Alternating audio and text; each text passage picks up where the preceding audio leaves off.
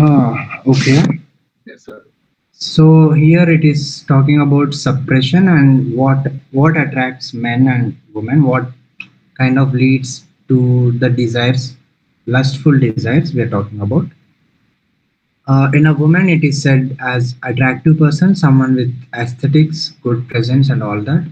And for a man, it is restraints, suppression, or practicing brahmacharya can intensify. Uh, so there are practices to channel that energy. If it is being channeled rightly, there it is possible for people to win over that also. But still, it's something near to impossible. And for this, one can read. There is a book. There is a Gita also, Kama Gita, that is also in Mahabharata. That is something that comes in. That is something that is being brought up by Bhagavan Krishna himself. So one can look into that also to understand Kama better. And also Shadaj Gita is there.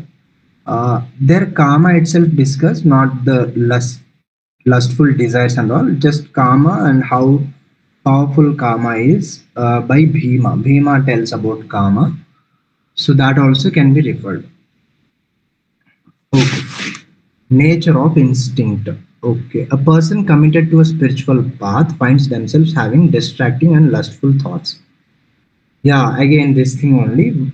This is the reason why young people, brahmacharis, people uh, who are who didn't get into or who didn't see the life of grihastha, all that are said are not like they are not allowed to get into sannyasa first thing, uh, and it is not encouraged for them to get into sannyasa. In general, also Hindu dharma gives importance to grihastha ashrama more than all other ashramas, and everyone it is advised for everyone to go through all ashramas: brahmacharya, grihastha, then vanaprastha, then sannyasa.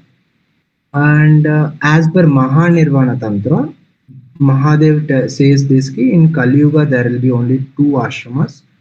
By birth, everyone becomes a grihastha, and that doesn't mean they don't practice brahmacharya. Grihastha means by birth only people have certain responsibilities and all. They don't get into the ascetic life. Brahmacharya life is also like kind of an ascetic life, which in Kali Yuga is not possible. And we also get to see in these times we don't see ascetic ascetic way of learning. People going out and begging and supporting their education, that don't happen. So that is also one reason. Okay, someone on a spiritual path, they're having these kind of thoughts according to the words. This experience is a natural. Yeah, Second yes, one. second one, Second yes. one. Yes, sir. Natural involuntary rising of desire that must be managed with awareness. Again, this is involuntary, biological, and such things can be managed by awareness, by observing them and not acting them, by being aware of them. Okay, this will happen, so I'll be ready for that. So, like that, also one can manage. However, it is not advised only.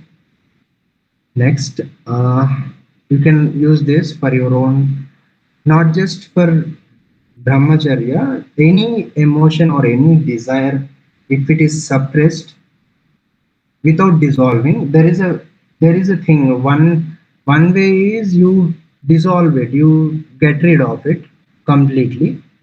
Another is to suppress. To suppress is to say I am not able to achieve this thing for myself. That is one thing.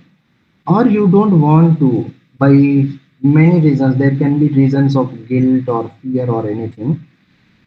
That kind of suppression will only lead to that desire to burst out someday in some form, because the desire is being pushed by the inner purusha, what is holding all the body together as one. So that purusha is seeking all that, like whether it is dharma, artha or kama, that is the desires of purusha. And if you are not able to give them. One thing is, the reason why people get into depression and all these things is because the Purusha is being not satisfied. People lacking in dharma, artha, and kama, they find it difficult to, the Purusha is finding difficult to stay in this body because the body is not providing it what it needs to provide. The the only purpose of life is to achieve the purusharthas. And yeah, purusharthas, they are being called as purusharthas because they are the arthas of Purusha. Body is just a tool. If they are not being provided to the Purusha feels agitated. It don't want to stay in this body because this body is not serving its purpose. At such times, people tend to go into low states like depression or and all, and even it can lead to the thoughts of suicide. That is also being driven by Purusha only, inner Purusha, because the body is not able to provide for what it is intended, why it came into this body for Purusharthas, and the body is not able to provide for some reason.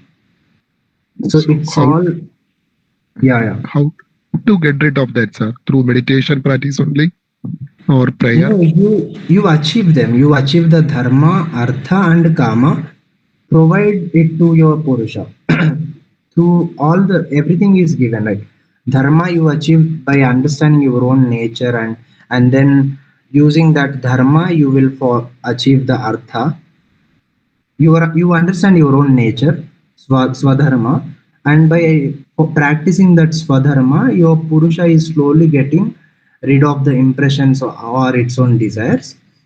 And by practicing swadharma only, you should be able to achieve the artha. That is something, that's the role of government actually, to provide provide opportunities for people to follow swadharma and achieve artha and kama. But even then, in today's life also, by doing whatever works for you to produce wealth, and then to get into satisfy karma also through righteous means, through marriage and all, one should try to get that, like get into it's basically getting a job, uh, producing wealth and accumulating wealth for your own self to fulfill all the desires, and then getting married and just basically leading a family life. That alone can take one out of life. But to get into things like meditation and all, that is okay, to bring focus. Again, meditation, one, it is a tricky thing because to get into sannyasa is, first thing, it is not allowed to everyone. For children, for people who didn't go through the brahmacharya and grahastha, all, they are not allowed.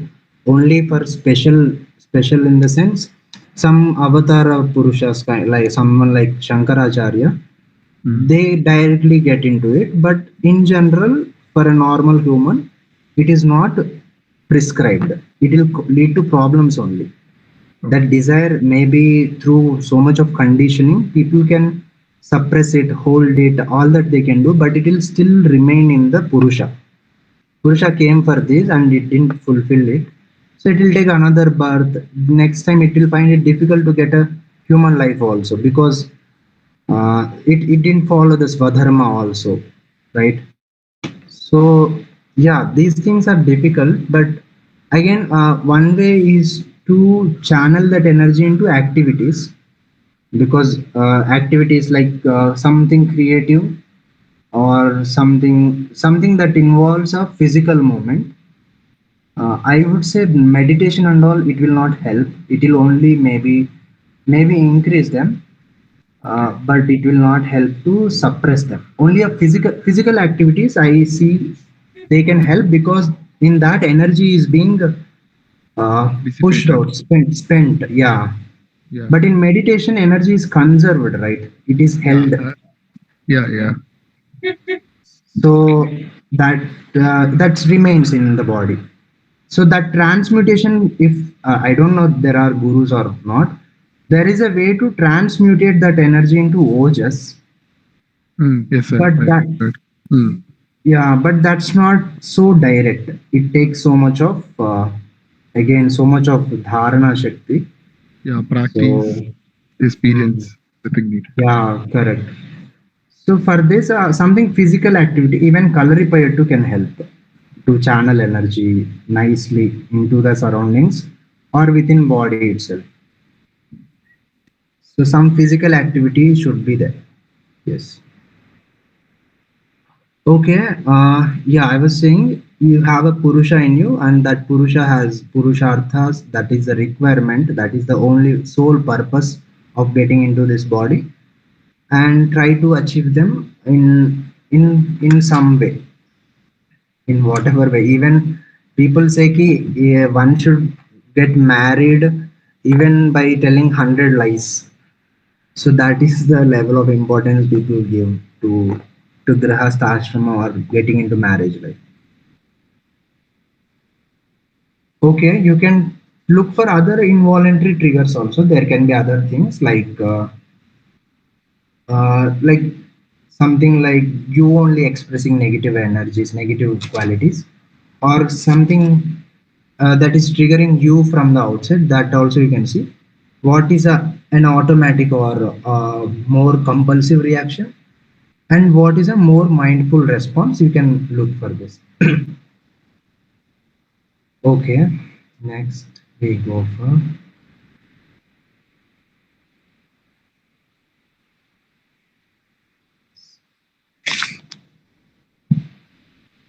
सुवेशं पुरुषं दृष्ट्वा भ्रातरं यदि वा सुतं योनिः क्लिद्यति नारीणां सत्यं सत्यं हि Shaunak.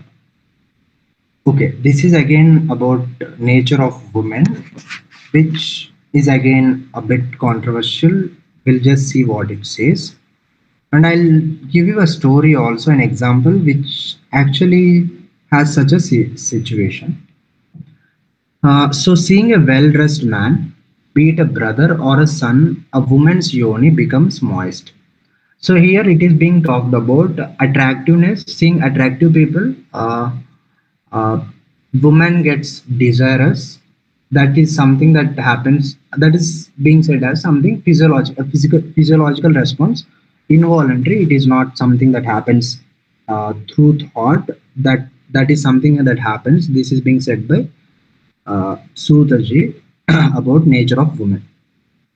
For this, there is one story again in Skanda Purana, when they are talking about mm, this Somnatha temple and all. There's Mm, one, there's one, I think sixth volume. There's one story. This story is about the Krishna's son, who is Samba. mm, Samba is said to be super attractive, most beautiful. He got so he's very attractive, and he got some level of pride also in him for his attractiveness. Uh, One day, Narada comes there. Narada comes as some kurupi, not as some saint or something. And Samba is kind of arrogant and do not do vandana to Narada. And then Narada went inside and goes inside, meets Krishna, and comes back outside. Inside Krishna, Krishna is having is enjoying with his wives, not wives, I think ranis, other ranis, in the waters. Narada just goes, does the pranams, and comes out to trap Samba and to teach a lesson to Samba for his arrogance of his own beauty. He tells ki Krishna is calling you. So Samba goes inside, and there what happens is the Ranis who are there, they are not the eight wives of Krishna. There are more Ranis to Krishna in that story. So they get agitated by Samba's presence. They feel, again, like what is being said, they feel a sense of lust in them by seeing him. So Krishna, I notices this thing, and Krishna gets angry on Samba, and then he gives a curse to Samba. He says ki you will become a Kushtarogi. I think that is leprosy. That disease will catch you. Hmm. Then, yeah, yeah. Yes, Kumar. I said I was listening. Yeah. Okay.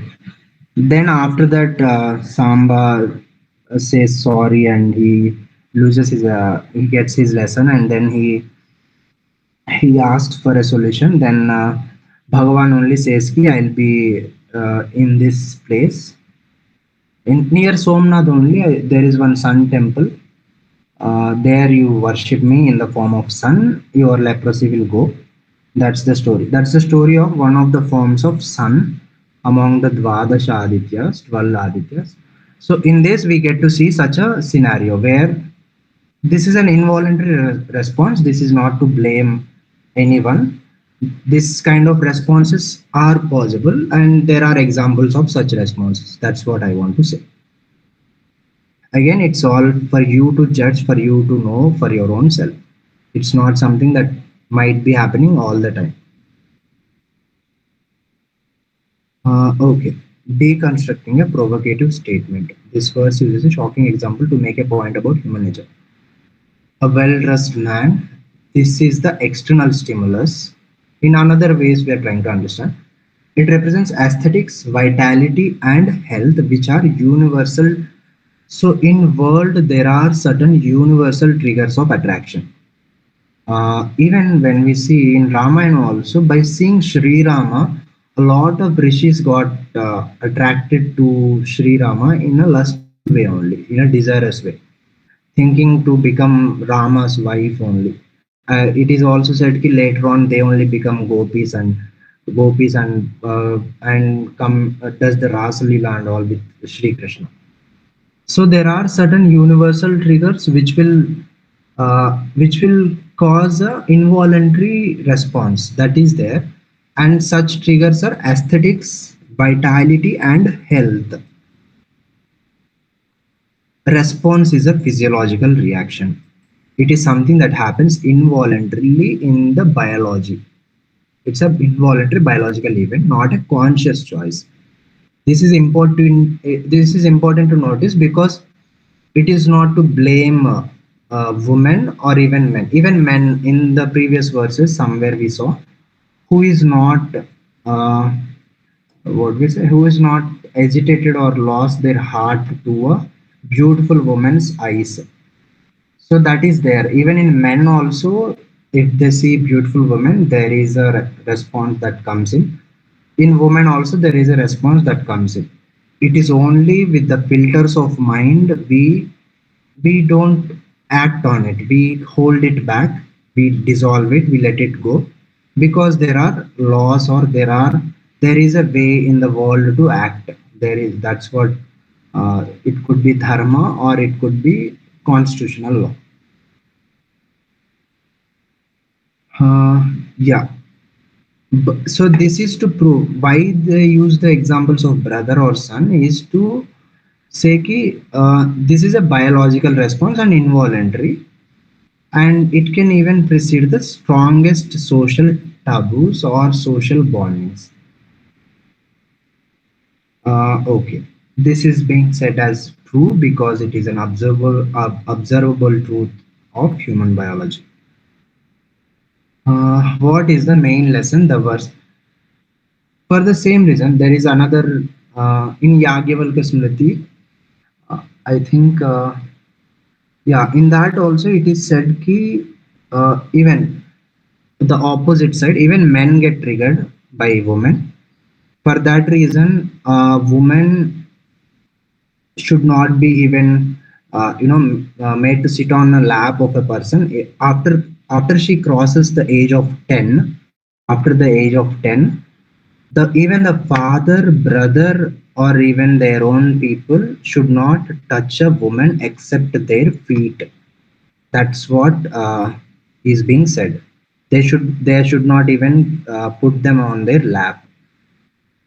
This is a very cautious statement. This is to say ki lust is something that can get triggered at any time, and lust clouds judgment. It does not. see the, again, see what we call as social bonds. We don't think about it. That's what we see in the world also. We see different kinds of rape cases coming in, people raping children, men, children, old women, or even their own people. It is all something rooted in here. And by being aware of such truths, one can be cautious, and one can make sure that they don't place themselves in such situations. They can hold themselves back. So that's the lesson to be learned. So the lesson in the verse is that deep-seated biological instincts can be more powerful and immediate than social conditioning or rational thought. This is where the people lose their senses and get into acts which cause trouble. So it's important to make sure you one don't get into that such a situation only. Okay, guided instinct versus intellect audit. Okay, you can use this for your own understanding. One can cultivate control through practice. That is everything. Everything is possible through practice. So you can try this. You can look for an instinctive reaction. So it's not just lust. There are other things also, even envy, jealousy, or pride. Pride, like I said in previous verse only. uh, with the accumulation of wealth, if one becomes successful or rich, pride is something that comes naturally. uh, so such things are there which one can look after in themselves and even in others also. It's not key. So there is this thing, right? People feel bad, and or kind of they feel victim or blame others for their changes in behavior. When someone changes suddenly, when they become successful, or when they achieve something, the people around them, they start feeling bad about it. They start blaming that person. But it is something very natural. If these people get successful, they will also become the same. It is something very, the pride that one gets out of success or achieving, accumulating wealth, is a natural thing. One can be aware of it and help that person to understand that and then become normal, instead of blaming or distancing themselves. Yeah, there should be that rational override. What it can be different for different people. You can write your own override. What will you tell yourself when such things happen? And you can have a mindful action to navigate such a situation.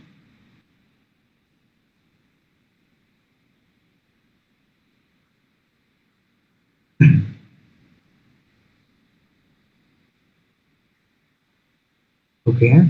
Hmm.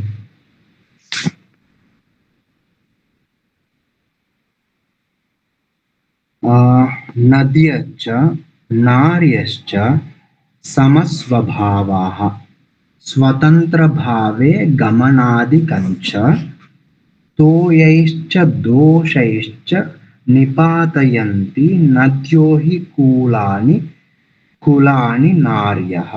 Okay, again, something that might again trigger emotions, but we'll try to understand it without getting into emotional response. What is being said is a river and a woman are of same nature. They are independent. What this means is river and a woman, they are swatantra. They are independent at any given point of time, no matter how dependent they might appear. They are always independent. The very nature of the woman is to be independent and act independently. One cannot conquer them through anything, not even through wealth, not through weapons, anything. Without using anything, one cannot conquer woman. It is only through her own will she submits to someone, not because there is some kind of external force. Mentally, she is always free. And a river, it can erode banks because it flows freely. And a woman can, it does not mean it destroys her family lineage. She can destroy family or a lineage. I think this is also again in our generally we see we place all. Yes, Kumarji, you want to Correct. say Like, something? I think it's a general saying in our South India. Uh-huh. Yeah, house future lies on woman's head. Yeah, correct. Properly Yes. manage the future of the house, the next Hmm. generation will be good. I think it's a common Yes. saying in our villages and all. Yeah. Yes. Yes. We see even we see even if a man he gets drunk, he becomes a drunkard or some idiot also. Nothing much happens to the family. Woman can still manage to raise the children and make bring them to a good position. But the woman, if she's destroyed or if she's not in support or in alignment with the family, she holds the power to nurture the children or even the family.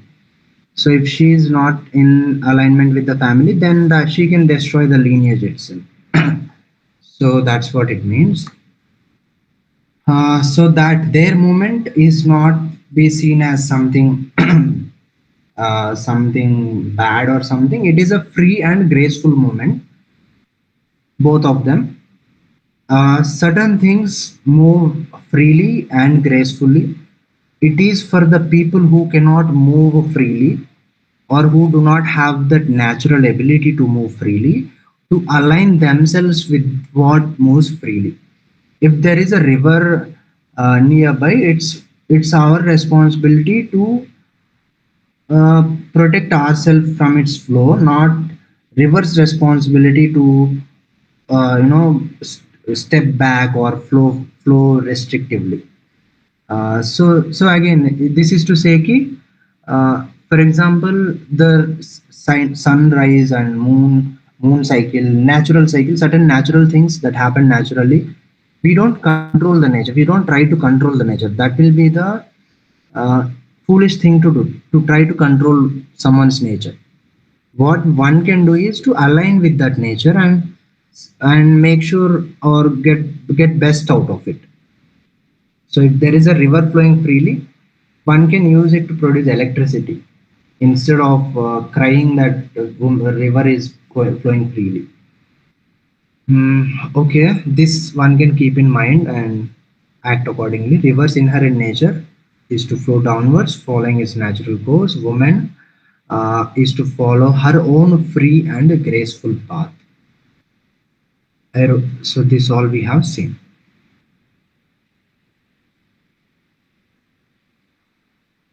That's why there are so many restrictive things while also maintaining the individuality of the woman.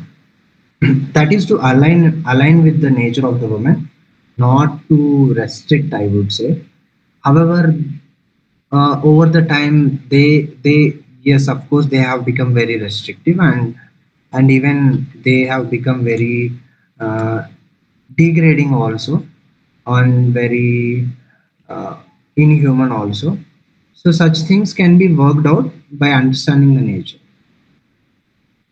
Okay, a person with good upbringing repeatedly makes choices that bring dishonor to their family. According to the verse, the ultimate cause of this is if it is repeated, that means there's something fundamentally, it is something in the nature, the swabhava. Understand. So there are different kinds of swabhavas. People have different kinds of swabhavas. Some might be appealing to the world. Some might be uh, seen positive by the world. Some might be seen as negative by the world. However, every quality has its own strengths and its own weaknesses, meaning every swabhava has its own ability to contribute to the progress of their own self and thus the progress of the world. For example, if someone is uh, brave, courageous, and is well versed or be able to use a weapon very what is it, skillfully. That doesn't mean they go out and kill people. They can use that for protecting people by enrolling in an army or something. Uh, sim- so, so there they might express emotions of anger, aggressiveness, which might not be positive in a normal social setting. But in a place of war, aggressiveness and courage and anger, such emotions, they help. So it's all about placing yourself in a position where your own swabhava brings some kind of value to the world and to your own self. So you can see what is your inherent tendency and how is it eroding your own banks or is it helping? And you can build strong banks for your some practices to channel that energy. Yes, Kumarji, want to say? Having a small doubt, may I ask? Mm-hmm. Sir, actually, you told about Swabhava, not attitude or character. Uh, Okay, you have tolerance swabhava. yeah. Actually, actually, it's a little bit related to our Niti Saar, and I'm just asking a practical thing, sir. Mm-hmm.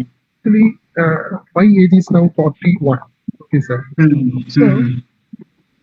up to till I have met lot of people, Mm-hmm. including relatives, friends, teachers, and all.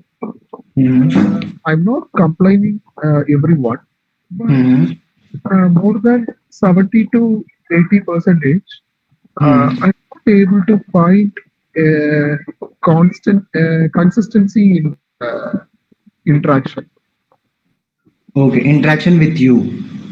Yeah, so again, telling not blaming anyone. So now and all, I am observing each and everyone very keenly. And Mm-hmm. a comic is that Mm-hmm. same person, the nyayas will be changing time to time. Okay, So what is changing? nyayas means dharma. For Okay. example, Mm-hmm. if I see a person, he Mm-hmm. or she is telling that today this is the nyaya or dharma. Mm-hmm. After 1 week or 2 week, the same thing, he or she will be telling this is the nyaya. So Uh-huh. I am not perfect, I am again telling, but this is the thing what I am observing very commonly. So that's why I just spell out this. Okay, so you're saying there is a change of swabhava in appearance. You are able to see that there are different kinds of swabhava at different times. Yeah, uh, Okay. mostly I will be having same Swabhava. I think like so because Mm-hmm. since I am a teacher, so it is my student or a colleague or a family member. I will be maintaining the consistent Swabhava. Okay, okay. Now Mm-hmm. and all, what I am doing is that I am keeping myself little bit away from some of the people. In some cases, most Mm-hmm. of the people, because Okay. I understand them clearly, but I don't Mm-hmm. want to get rid of them or I don't want to argue with them. So better Mm-hmm. be a distance. And if any help they ask, if it is possible, I can do, and I will be doing also. Yeah, But yeah. lot That's of a good approach. Mm. yes, sir. So I think that's a safe approach also because Yeah. my Mm. yoga teacher will be telling often uh, Mm. you can't change the attitude or swabha of anyone. Mm-hmm. Better change yourself. If you are not able to change yourself, how you can expect that others will change for you? So Mm-hmm. Correct. since now you tell about Swabhava, I think this may be the characteristics of Kali Yuga, na, sir? Not as Kali Yuga, it is people have their own inherent swabhavas. Sometimes what is nurtured also is there. It's not like they might be having some swabhava and they might have nurtured some other swabhava. Hmm. Sometimes people might not even be aware of their own swabhava or swadharma. They might Hmm. be acting impulsively. Hmm. The control comes only when there is some level of sattva. Then only one can either act rajasikally also, or even in tamasic way also. Hmm. To act that way also, there should be some level of sattva in them to control, with control if they want to act. But what happens is, due to so many things that happen in life, so much of information or activities, or not being aware or not be cultivating such qualities or anything, it is possible for people to express different kinds of swabhava based on what helps them in that moment. People are always looking out for their own benefit. That is not a bad thing. That is something that is natural. Again, from Yes, cell yes. to people, everyone wants to survive themselves, fulfill their desires. Hmm. These two things, they come Hmm. in Yes. all So the time. So one will act accordingly only. It's not so we also saw, right, how to deal with different kinds of people. So if someone is hmm. wicked, then it's better to have a distance, and if someone is a wise person, how to act. I think we have that. One Yeah. way I would say, don't keep a complete distance, or kind of like that. Maybe you can try experimenting some of the techniques. One of the techniques is to, because you are already having patience and all, Hmm. hospitality is something that is very natural to you. You will be very hospitable and very uh, approachable, I think. Yes. So you can call them over some what we say, kind of chai or dinner or some random food. Through food people get influenced. So that is something you can try if you want to pursue or build relationships with them, depending on what is your goals. Yeah. Or else you can just keep a distance. Again, it depends on what you want to gain from, whether it's a relationship. It can just be a simple socialization also.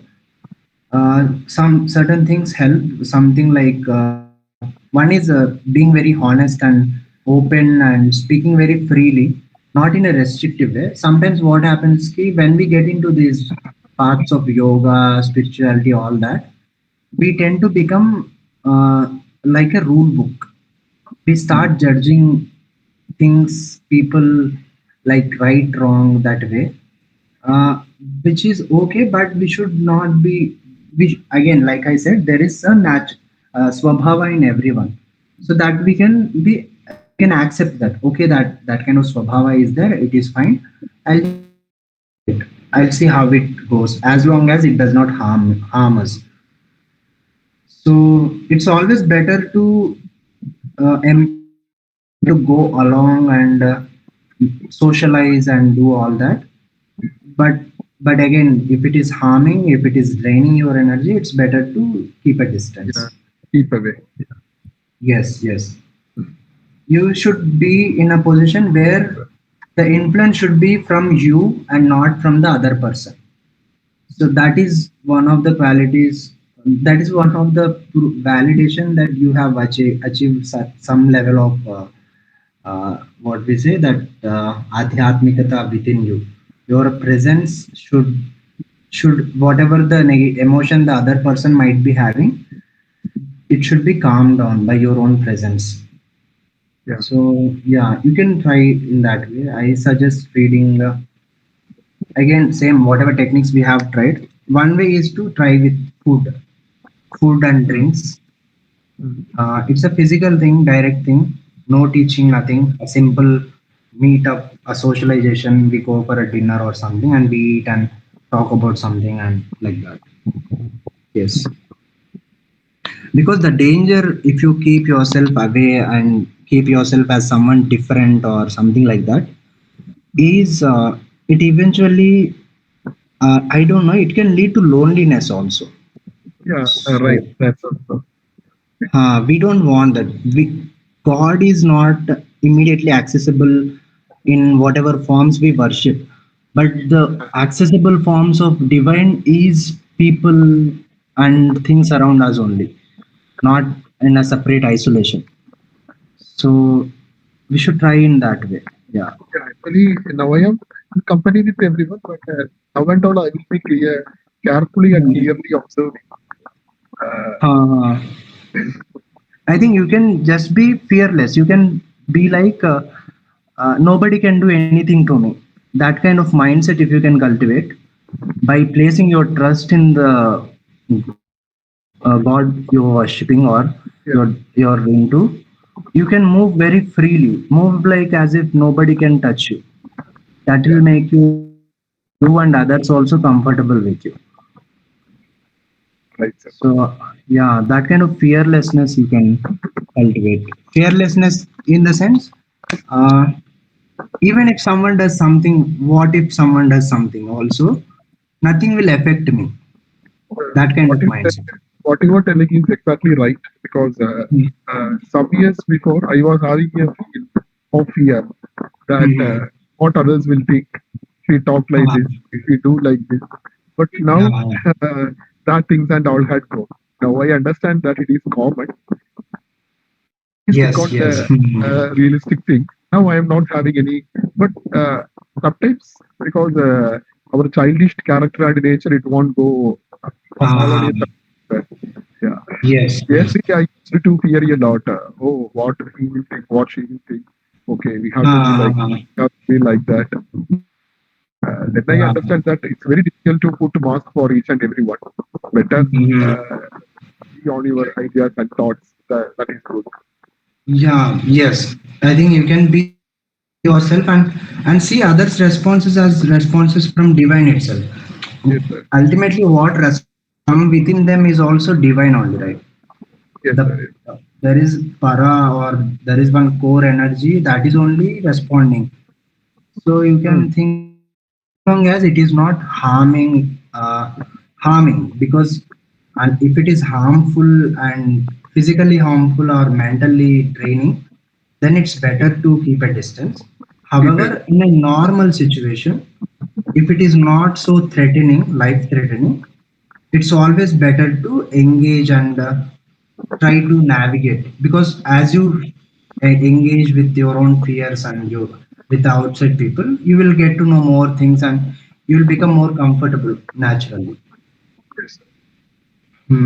So yeah, one another way is to imagine Bhagavan in your own heart, taking over your heart and Yes. moving by Bhagavan himself. So that also brings such fearlessness in you.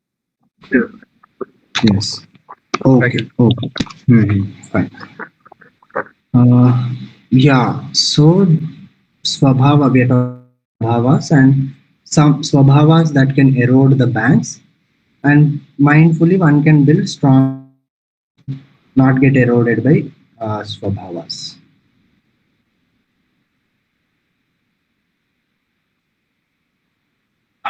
Again about women only, it is being said, नारीणाञ्च नदीनाञ्च स्वच्छन्दा Lalita gatihi. So they are saying women and for rivers, the movement is free and graceful.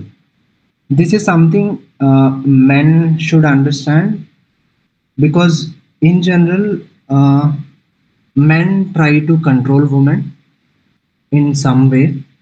They think they have achieved some sort of control when the woman starts obeying or something. But at any point of time, women are never under anyone's control. They are on their own. Even if they submit themselves, it is through their own freedom. It is not because the person has done something. Okay, it is Swachhanda Lalita Gati. That is the nature of feminine. It is not about women alone, women as physiological women. That is the nature of feminine, the nature of Shakti. This can be cultivated by men also. In both men and women, there are both the qualities of masculine, Shiva, and Shakti, feminine. With the Shiva, you can get the qualities of stability, and with Shakti, you can get the qualities of creativity. Creativity is always free, it is not bounded, or it is not in a restricted manner. So by cultivating these kind of nature or these kind of uh, abilities within your own self, you can you can also become free. It can be man or a woman. Activities like so what cultivates such feminine energy is the activities related to creating something, creativity, because creativity is not bound by anything.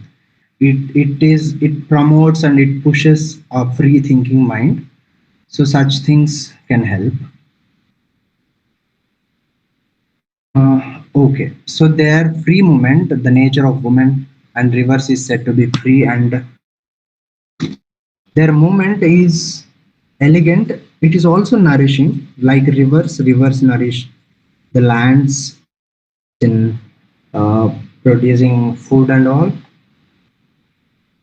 and it inspires awe. So it is a graceful movement.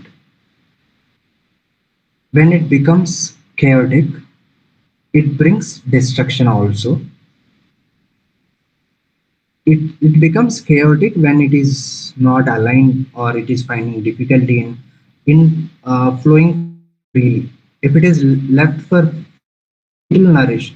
If it is restricted or made to feel insecure or scary, it can become chaotic and destructive. That is something we might see in our own lives or in our own surroundings. Hmm. Okay. This is something that men can take as a lesson.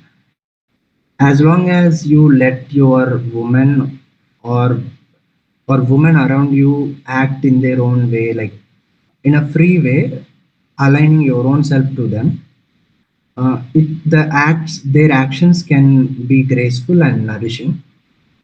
And when you try to control, that's when the chaos can come in. It can erode the very foundations that support it. Yeah. Which of these words best captures the warning implicit in okay free movement? It is yeah, unrestrained. Yes, this is the warning. If it is elegant, it is nourishing. If it is unrestrained, it is the chaotic and destructive. Okay. Yeah, in a different way, it is uh, free movement can mean unrestrained movement also, and that's what uh, uh, in a warning sense, the same word can be taken as. Okay, so as I said, everyone has their own feminine and masculine energies within themselves. So you can see where you value or where you are free, where the mind is free, and where is it you place banks or discipline banks of discipline which you use to channel that energy.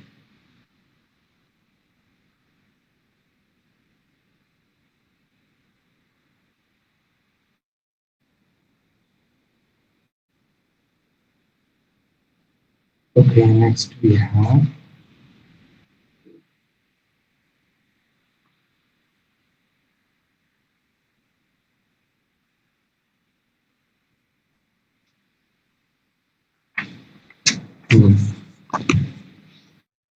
निस्तृप्यति काष्ठानां नापगाणां महोदधिः नान्तकः सर्वभूतानां नपुंसां वामलोचन.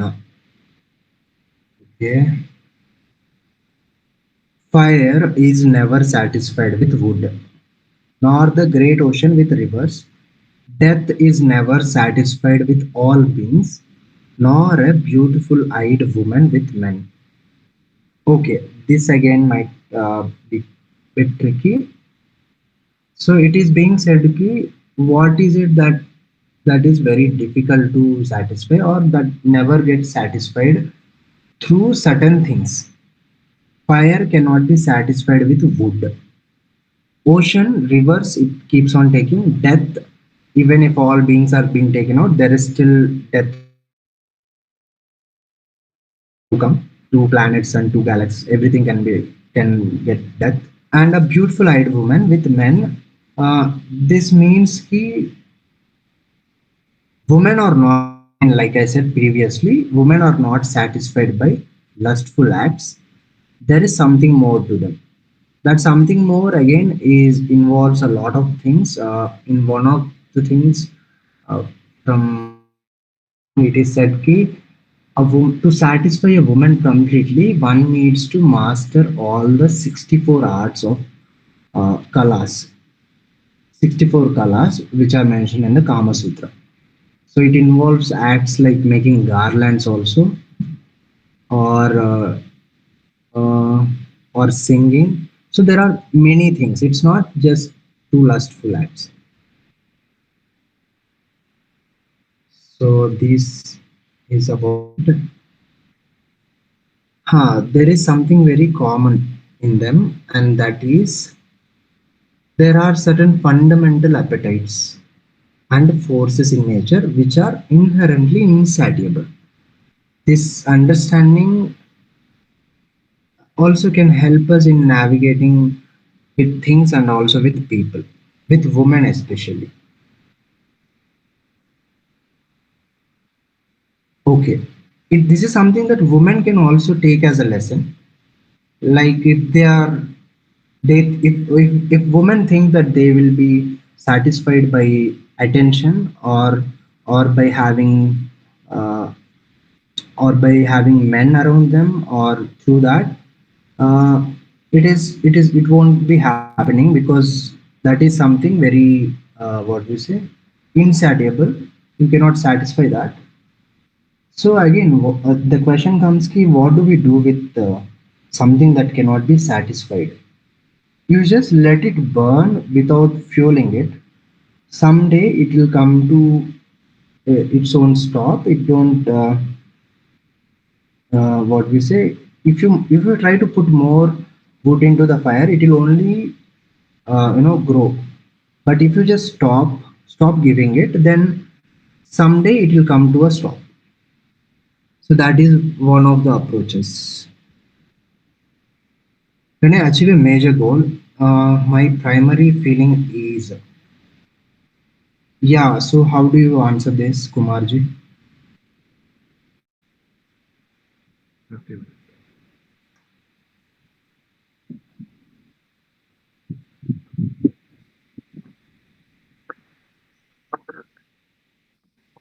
Then she Hmm?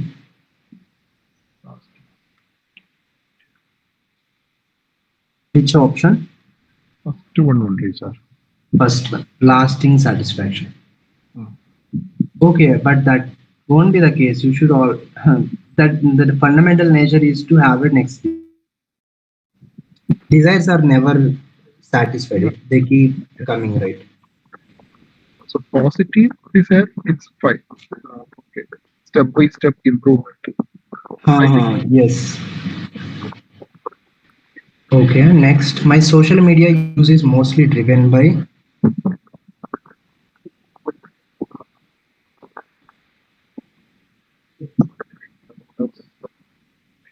social media is one of the thing, never ending. You can scroll all day and you still be able. uh, So, social media, we will get informations like general, film related. I think it's for generic purpose, not for specific. okay. When I buy something new, the feeling of satisfaction is.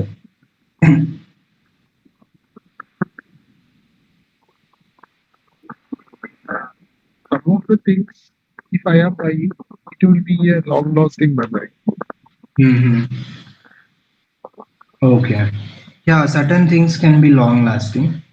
Yes. Which, okay. A small example. This time when I went to Tanjore, I bought third Tanjore painting. Mm-hmm. I always like Tanjore painting, and this time I bought Goddesses Saraswati Tanjore painting. So it was Mm-hmm. my wish for a long time. So I feel very happy on putting it on my house. Okay, So some of okay. the things, okay, small Mm-hmm. painting only. Actually, I bought the smallest only. So Mm-hmm. but that's why. Okay. And already I got an opportunity to buy two more tattoo painting last year in Pondicherry. There was an Indian knowledge system conference. So Mm-hmm. there I got two paintings at an reasonable rate. So I feel very happy and what to tell you. It's a different state of mind. Okay, he also had acquired two small paintings. So it was a Mm-hmm. long lasting one. That's why. Okay. Mm-hmm. Okay. Yeah. Certain things are long lasting. Certain things are uh, Ah, never yeah, satisfiable. Hmm. yes, sir. Okay. So your tendency is towards contentment. It's not towards insatiability. Yes. Okay. You can, yeah, you can see, is there any appetite that is that can never be satisfied, and what are the things that you are content with, and you can try to not feed them. That which cannot be satisfied, you can never. It's better not to feed it Mm. unless there is a purpose.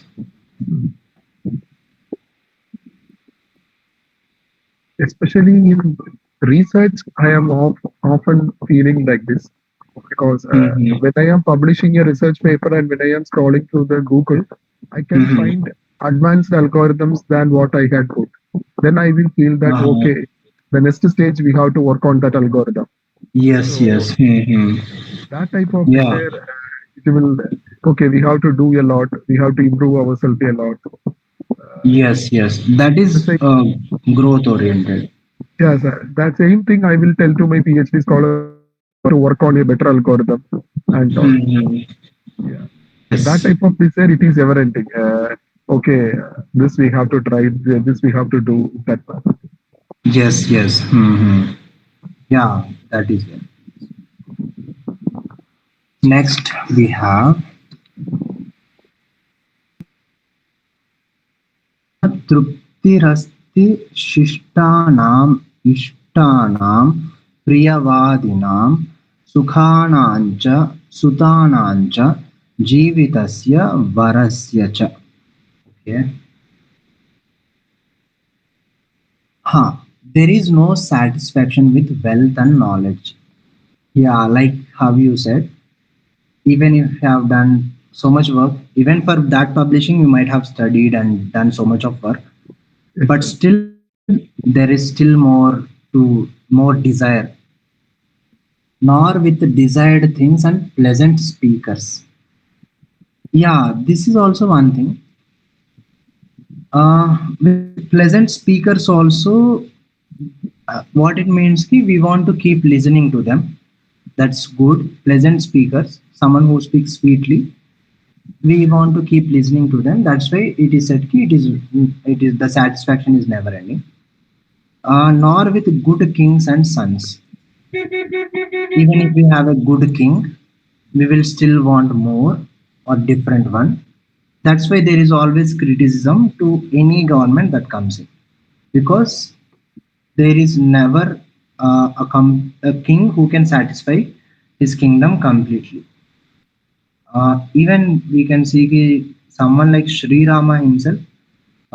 Some people were some, not some people. There was one incident where which led to abandoning Ma Sita. So there Yes, are sir. people like that even in the kingdom of Sri Rama. Mm, So it is yeah. always, nor with life, even with life also, there won't be satisfaction. No matter how much we live, we will still want to be living more, more, more, and the best of things. So what it means ki these things and certain similar things uh, are are are something, no matter how much we get, we will never get satisfied.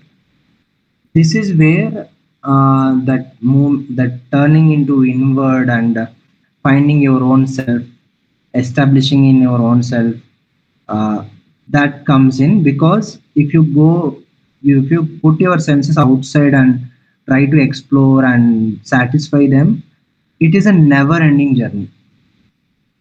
So that yoga and all those things that come in here. Okay, so these are the seven insatiable desires. This is also this key. Okay, sometimes what happens ki we give best of ourselves to other people or our own in our own work or somewhere we give our own best of ourselves, but we can see ki the person is not satisfied even after doing so much. So this should be seen as a natural tendency, not as some kind of flaw or something like a something like a blameworthy thing. It can be just seen as a natural thing and ignore. We can just ignore that instead of blaming or getting like feelings of I have done so much to that person, but still they are not grateful for it. All that is not necessary. We can just understand it as something very natural. Okay, so the common thread among all these things is they are all fundamentally good things that we naturally want more of.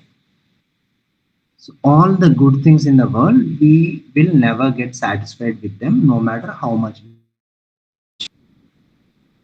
Yeah, you want to do a self analysis with your current knowledge. So, what is the level of satisfaction?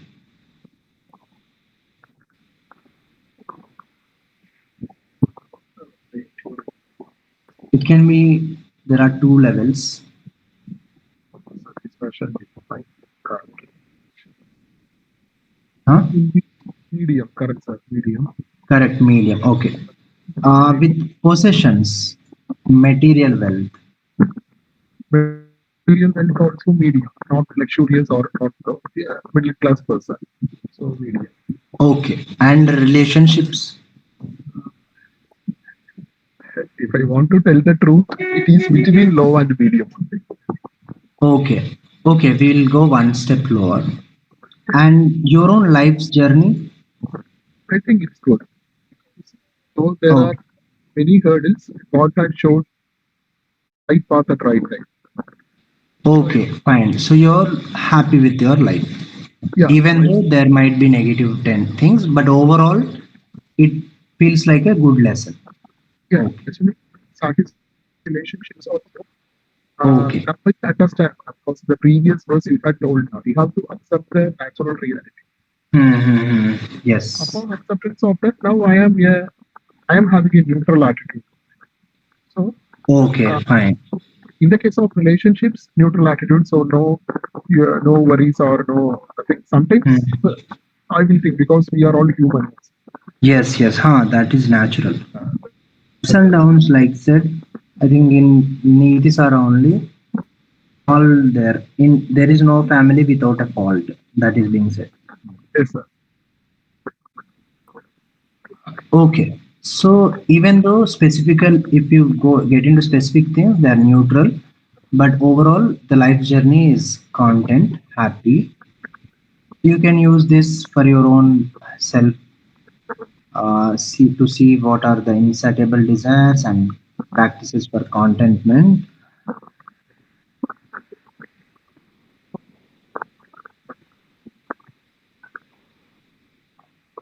Okay, next we have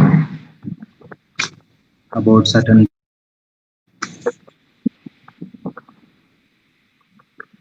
So actually, Raja.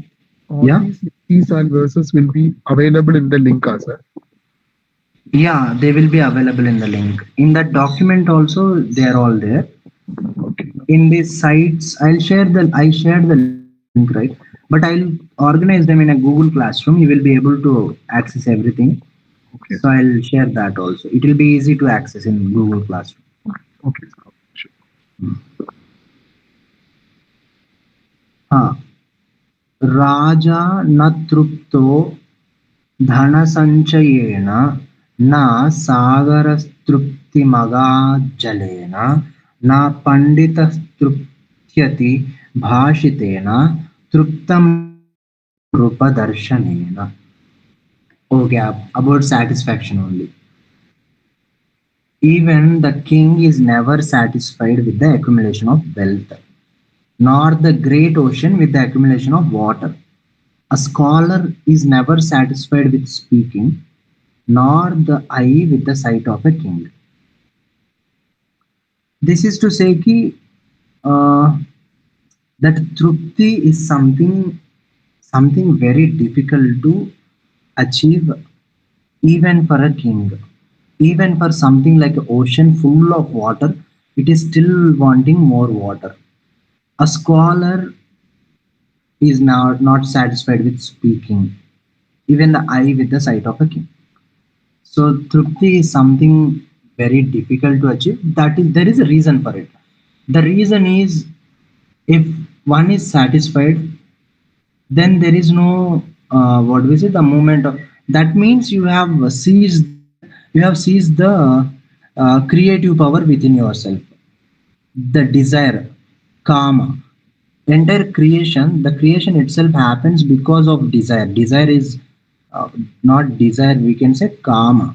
Kama or ichha shakti becomes the core of creation at the fundamental level. Everything in the world, from, even if it is material or even life, everything, from micro to macro, everything has its own desire or karma to be something, to be at a position, to be, let's say, for an atom it can be to be stable, for a cell it can be to reproduce. Like that, everything has its own karma. Similarly, the body itself as a whole will have its own karma. That way, because of karma only, the world will drive forward. Without it, karma is the very Shakti of Devi, and all things are happening because of karma only. It is something very fundamental, and it will always be there as long as one holds a body, which is made up of three gunas. That's why it is a never ending thing.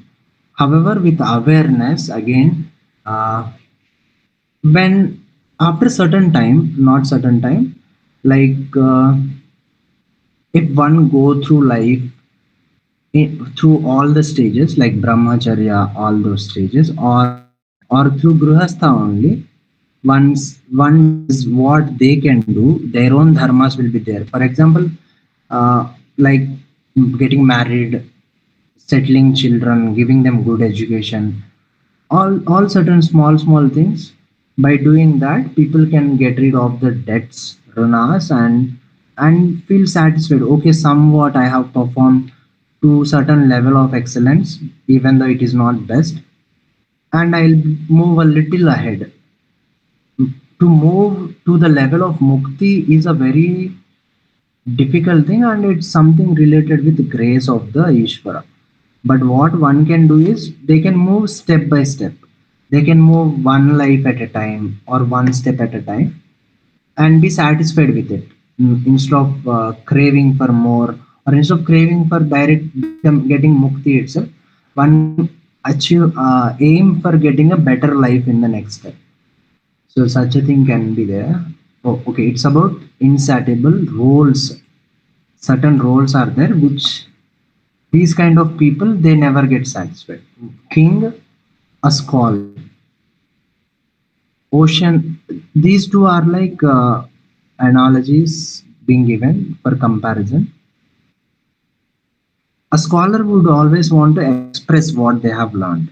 They will never be satisfied even after they have expressed, for hours and hours. They still want to express. This is something. This is the nature of a scholar. So by understanding this nature, if there is a need, let's say you want to pursue a scholar, or make them act in a favorable way, one way is to make them speak, give them an opportunity to speak, show genuine interest to them. That will make them feel good, and by doing that, you can make them act in a way that helps uh, your own purposes, whatever. Okay. Uh, a brilliant scientist, after making a Nobel Prize winning discovery, immediately begins work on the next, more complex problem. I think every Nobel Prize winner will do this. After winning their Nobel Prize, they won't sit calm, they will immediately begin the next. So, this is the scholar thing. Their knowledge, their quest for knowledge is never ending. So, that's where tamas comes in. That's where you need tamas to stop that craving. This craving is through rajas. Rajas is what making you to continuously work. But when you get tamas, so again, this is where all the gunas play their own role. Sattva keeping the balance, rajas making ambitions come true, and tamas pausing you at the right time.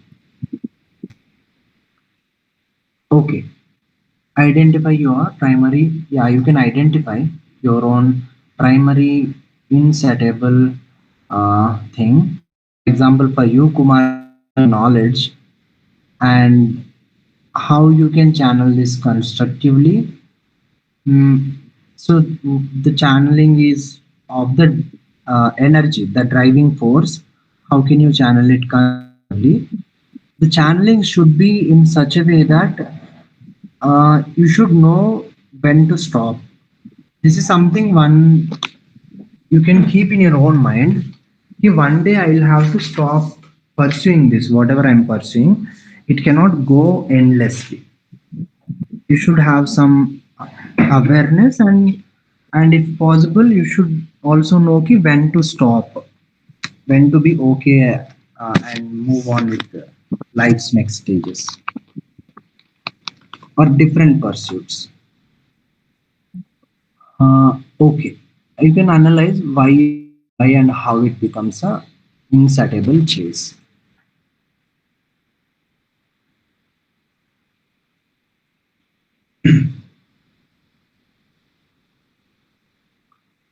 Okay, next we have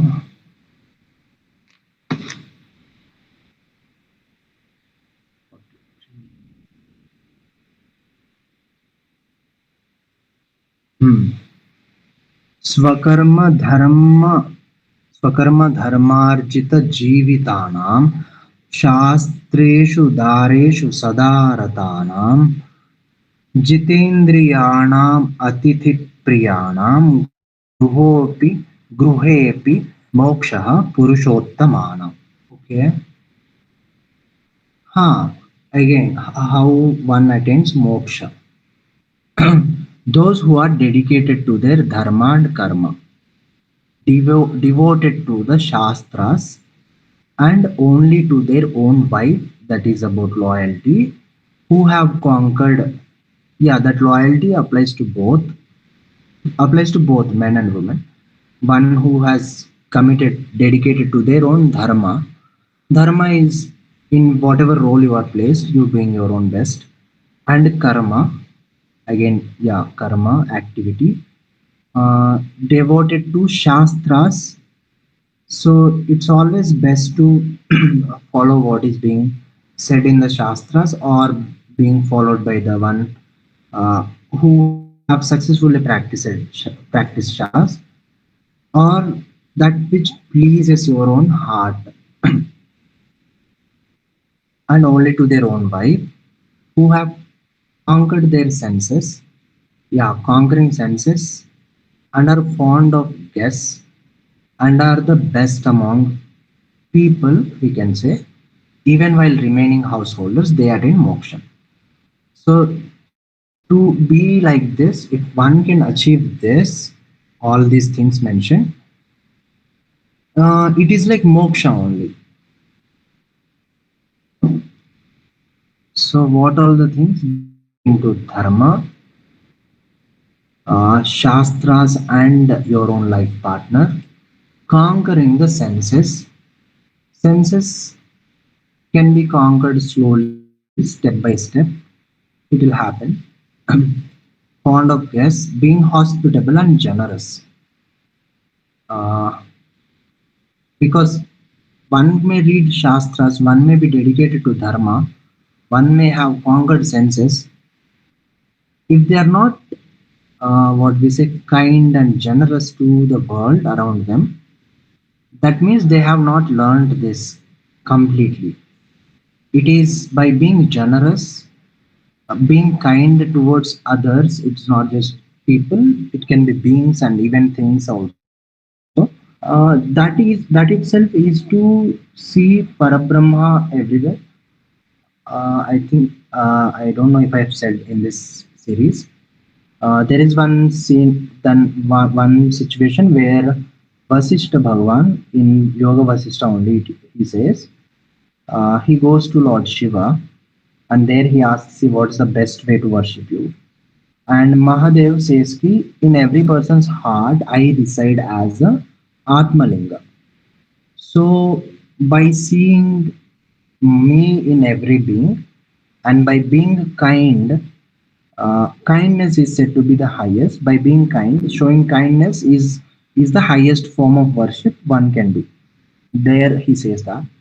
Even in Mahanirvana Tantra, Mahadev again, it is said ki the world is the very embodiment of Ishvara. Ishvara's body only. World is like a Ishvara's body only.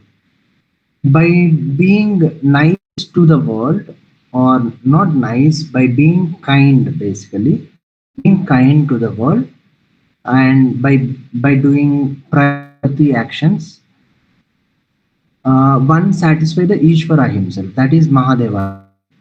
So that's why it is important to have this, develop this hospitality, generosity, all these things, seeing the divine in others. Even though, okay, there might be negativity coming in from there, it doesn't mean, for example, if someone is trying to kill you, you stay kind to them. No, it's not like that.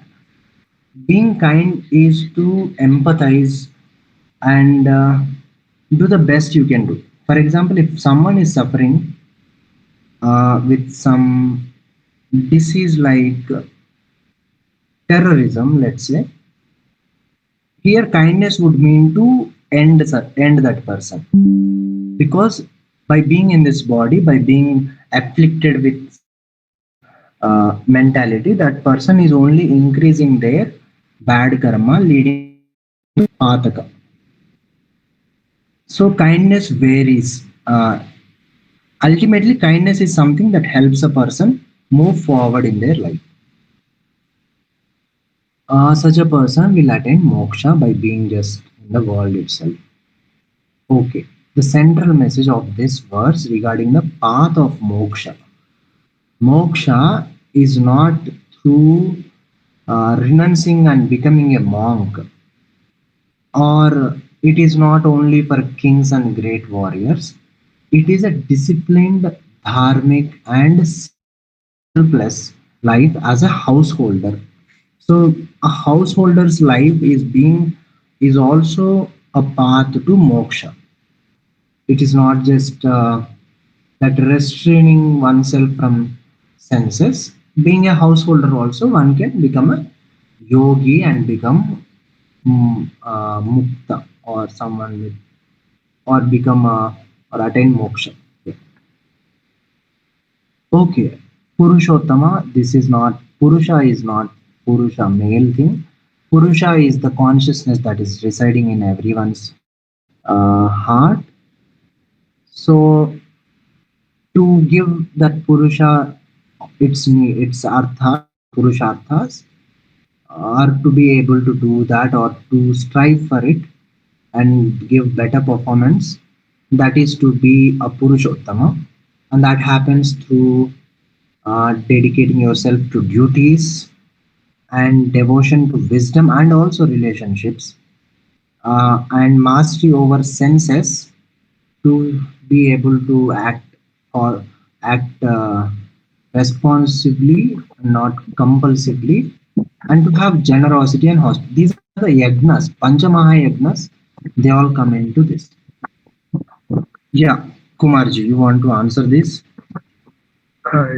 See, dedication to my duties more Hmm. than the harm. almost I am trying to do my duty. Uh, Yeah, okay. Yeah, it's about dedication, but your intention only, not how much you perform. Performance is the yeah, secondary thing. Yes, okay. next. Dedication is primary level first. Second, devotion to discipline and the relationships. Uh, More than half we can give. Okay. And mastery over senses. Closer to half, 50 percentage. Okay. Closer to We'll keep it here. Generosity and hospitality. yeah, it's more than half of it. Yeah, okay.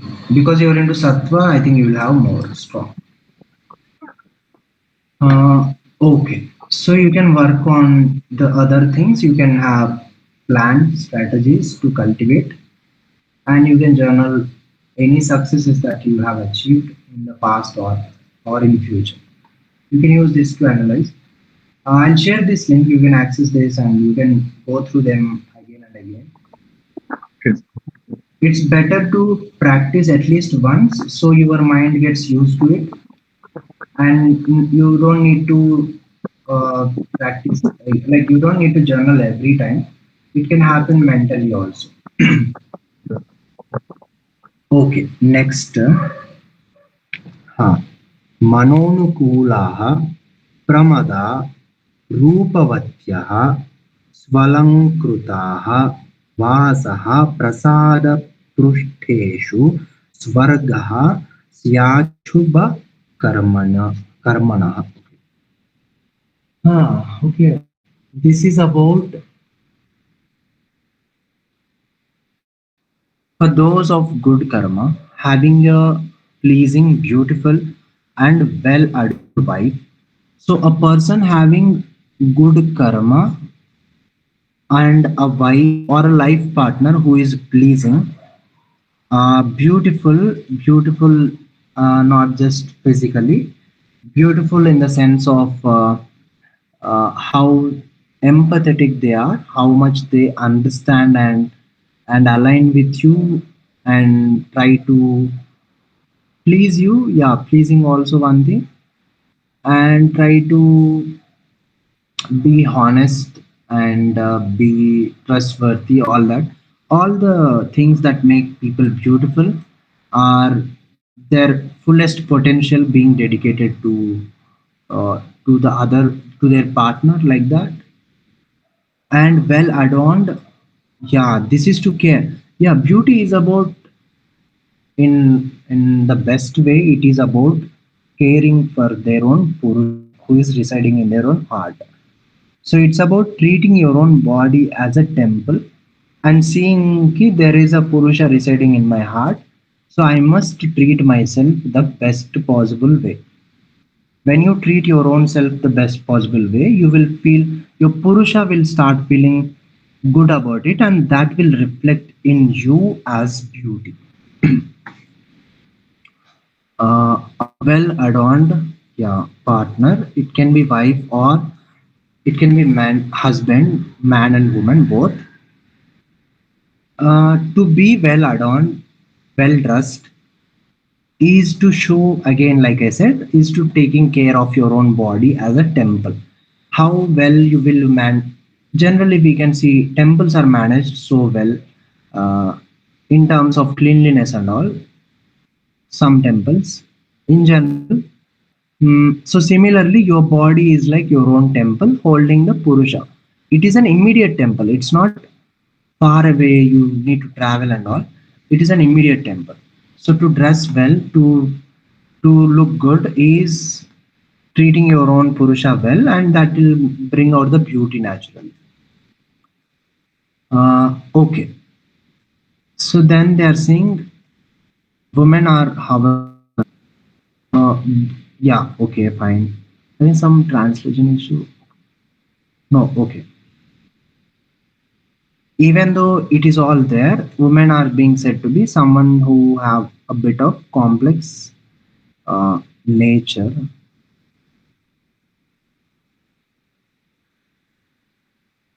Uh, no, this is a bit translation issue. It is being said ki such a person who got all these things lives their life as if they are living in a heaven, elements of earthly heaven. What is it? It is a pleasing partner, a beautiful partner, well adorned partner, a fine dwelling place. That is what one will achieve. So having good karma and a pleasing partner. So these things, if one can achieve, that such a person achieves the status of or enjoys heaven on earth itself. Okay. This question. Okay. After saying all that, also, yeah. Okay, that is also there. Women are always of complex intellect. That is also being said. Yes, this is what it means. Even in heavenly situations, because women are always swachhanda and four times intelligent, it is always important to apply wisdom and an understanding to navigate complexities of human nature. Okay, even in this like heaven, even if one gets everything also, when dealing with women, it's important to be mindful. Okay, you can have a reflection. You can list down blessings in your own life and the wisdom that is required to nurture it.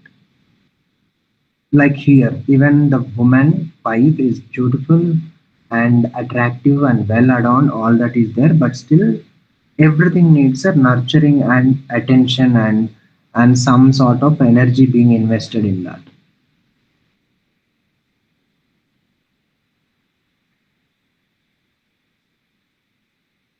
Yep. So Kumarji, how much time you can give? In next half an hour, I'll finish the next verse. Is that fine? Or you Okay, have? sir. Please proceed, sir. No issues. Oh, I am on oh, travel only. No issue. Yeah. okay. Okay. Next we have na danena na manena na arjavena na sevaya na shastrena na shastrena sarvatha vishamaha striyaha. Okay. Again about women. Women cannot be satisfied by gifts or honor, nor can they be won over by simplicity or service. They cannot be controlled by weapons or scriptures. In all ways, women are said to be complex. Yeah, this is something a lesson for men, and it is also a lesson for women. Like, if women are thinking they can get satisfied by these things, it should be like they should be aware that it won't happen. If men think they can be controlled or satisfied by these things, it is also a lesson that it won't happen. So what works actually? That's something that we can think about. It's not in the shastra. It is in the shastras here and there. However, the general perspective or largely agreed opinion is this: ki women are someone who are swachhanda and they can never be controlled by any of the things. It is only through their own will that they submit or that they uh, come under control.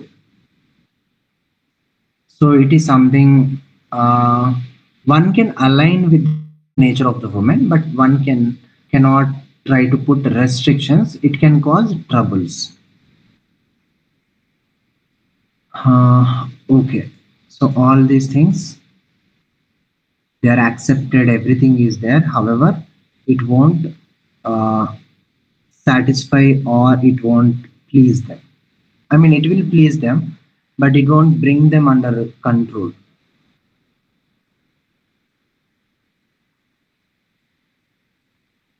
Yeah, it is said Vismayaha. It means that they are complex and unpredictable and not controllable by simple or direct means. Yeah, it is. So they kind of, yeah, when we is talking about women, We're talking about feminine nature. The nature of feminine is free and it is not controllable. It exists in both men and women. If one can cultivate that, they become like Swachanda. It will become difficult for them to control their own self. That's where the element of Shiva comes in. There should be some level of Shivatva supporting or holding the Shakti, or else Shakti will drive people crazy. Swachandata is they it can make people crazy, and if it is going against the laws, it can become problematic. So here we're talking about both men and women. If someone has cultivated the feminine in them without having that Shivatva, that can lead to so much of chaos. Okay, next we have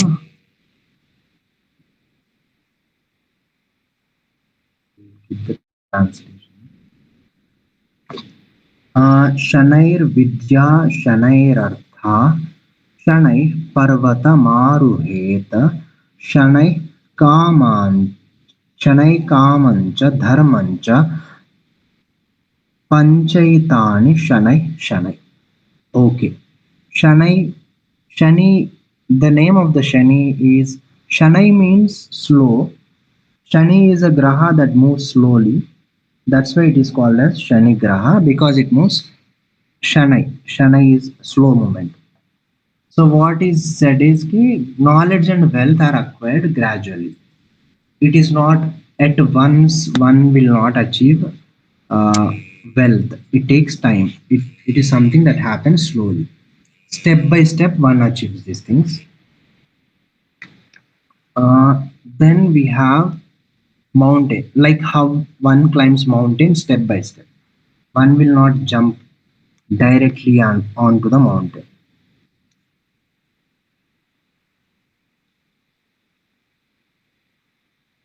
Next we have desires also, they will be fulfilled gradually. At once one cannot fulfill all the desires. Dharma is also acquired gradually.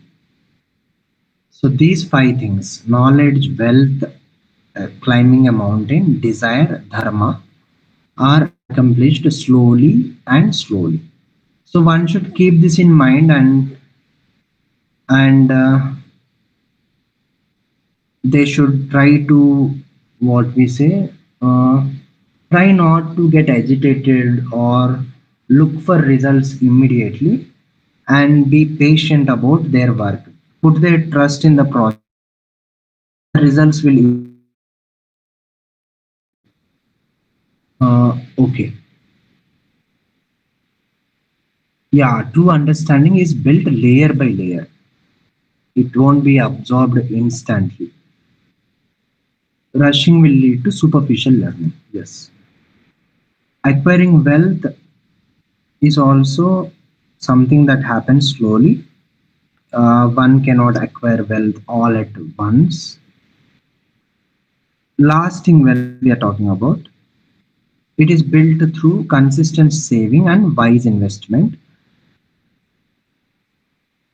These are the lessons that one can these help in what saving oneself from scams. Why there are scams like phishing or smishing or all kinds of cyber security frauds or all other kinds of frauds where people are lured in the name of results. These results are what? Results of knowledge. It can be spiritual knowledge also. People might be selling spiritual knowledge, saying ki by doing this you will get mukti, or in other religions it can be by doing this. Okay, that's not spiritual knowledge. Luring people by showing certain things, which are achieved gradually. However, sometimes they can be offered as an immediate result. If something like this is offered as an immediate result, that means it is scam. It don't happen. Desires also. For example, desire, it's not just lust, it can be other things. Like, for example, one may have a desire to buy a car or build a home, their own home, or go to a place or some water park or something like that. So these desires, they all, like how wealth is acquired gradually, desires also fulfilled gradually. And acquiring dharma also. Dharma is also something, one will not become dharmic immediately unless they have a natural tendency. Some people might have natural tendency like dharma raja and all. Some people might be naturally honest. However, dharma is also something that is acquired gradually through consistent abhyasa. I think that's what Bhagavan says. uh, Through abhyasa one can achieve dharma also slowly. Corrective, yeah, small, consistent, corrected actions. Through that, one cultivates that quality of dharma. Wants to build an entrepreneur who wants to build a successful company, becomes a respected expert in their field, and lead a virtuous life all within 1 year. Uh, yeah, they are trying to achieve things that require slow, steady effort too quickly, which can fall. And these are examples that we generally see in world also.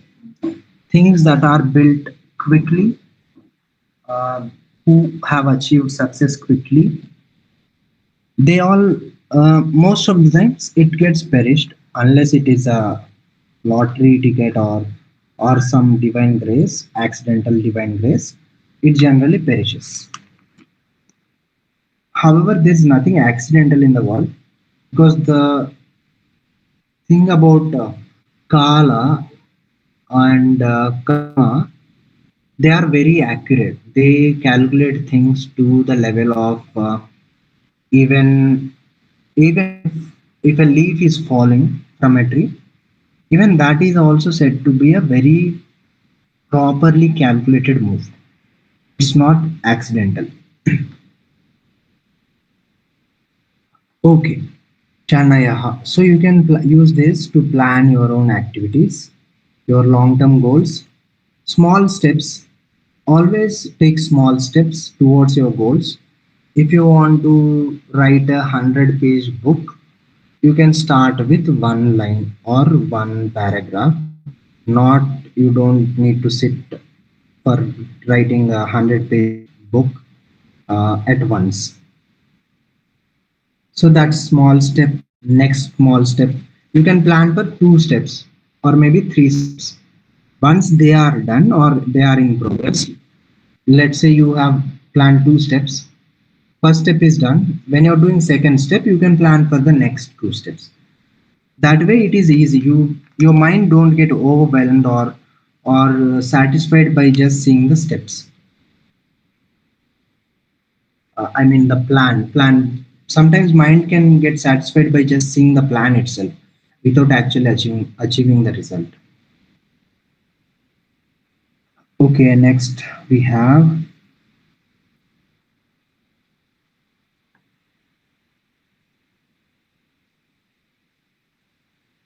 शाश्वतं देवपूजादि विप्रदानं च शाश्वतं शाश्वतं सगुणां विद्या सुहृन्मित्रं च शाश्वतम्.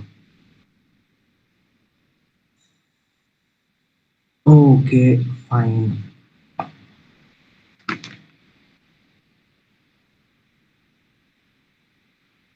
Uh, okay. So what is being said is it is not Shastra, a mistake here, it is Shashvata.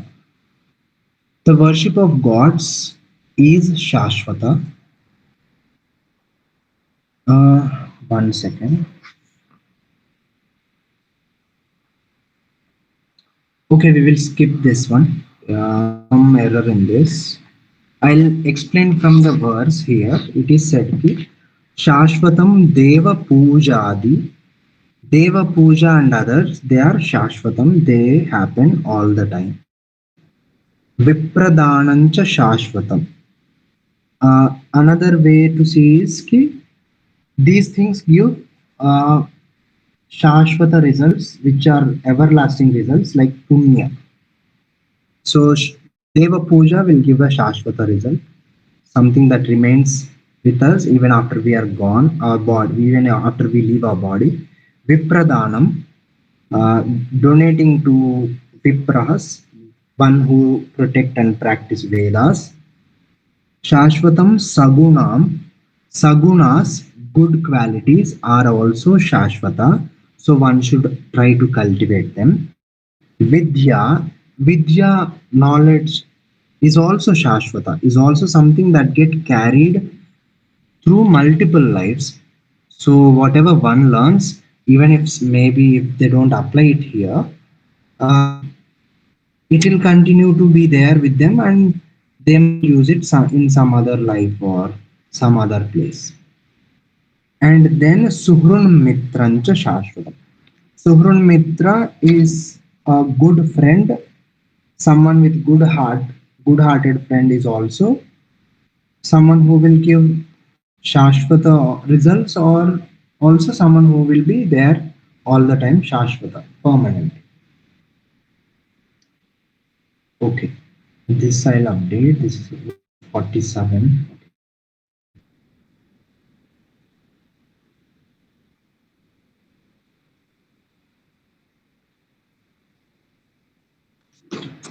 Next we have ये बालभावान् पठन्ति विद्यां ये यौवनस्था हृदनात्मदाराः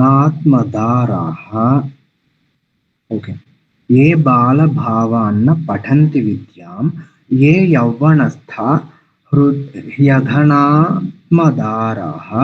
ते शोचनीया इह जीवलोके मनुष्यरूपेण मृगाञ्चरन्ति. I'll read again. Ye bala bhavanna patanti vidyam ye yauvanastha yadhanatma daraha te shochaniya iha jivaloke manushrupena mrugan charanti. Okay. Those who could not or will not or did not study in childhood are like animals wandering in the world of mortals. So I think without Vidya, one is said to be like an animal, right? So it is a similar thing. Students do not desire food or comfort. Yet, without that only, they'll practice knowledge and they go far away with the speed of Garuda.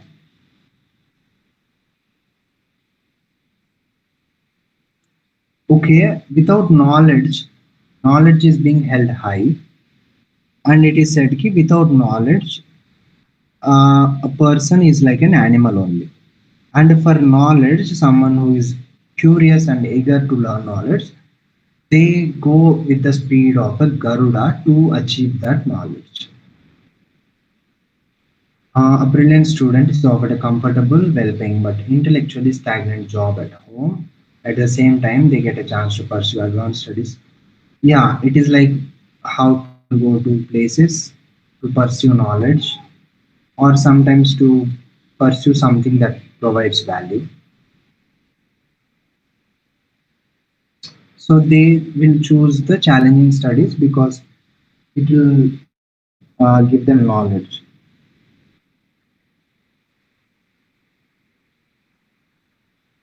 Okay, you can see something that you are seeking and comfort that you must ignore and the action that you will be taking for that.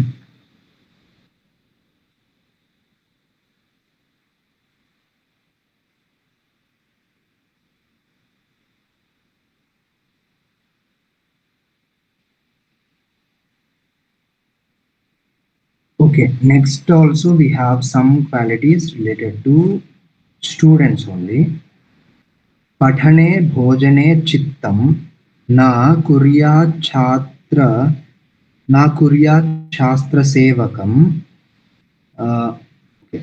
पठने भोजने चित्तं न कुर्यात् छात्रसेवकः सुदूरमपि विद्यार्थी व्रजेदग व्रजेद् गरुडवेगवान्.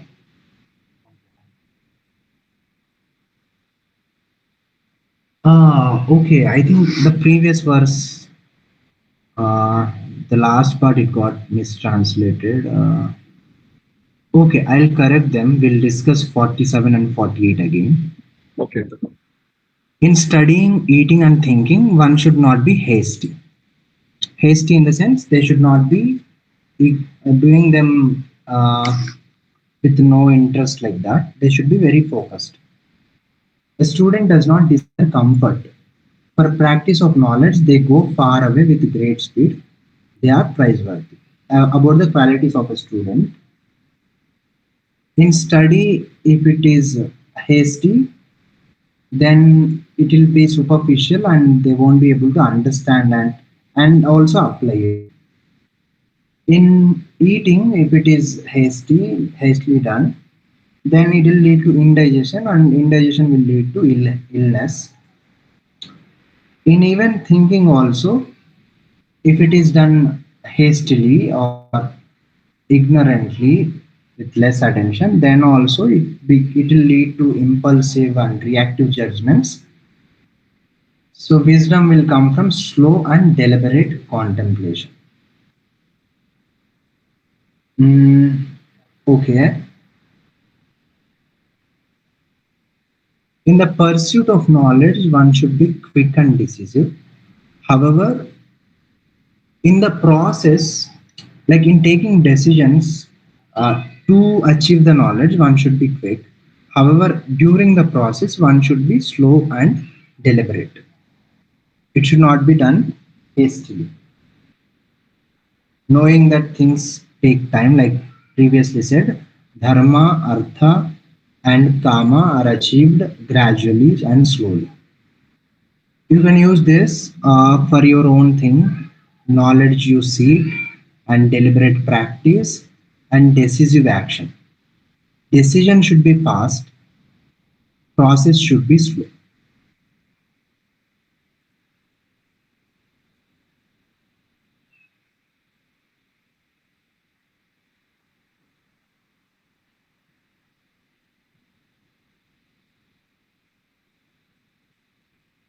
Okay, next we have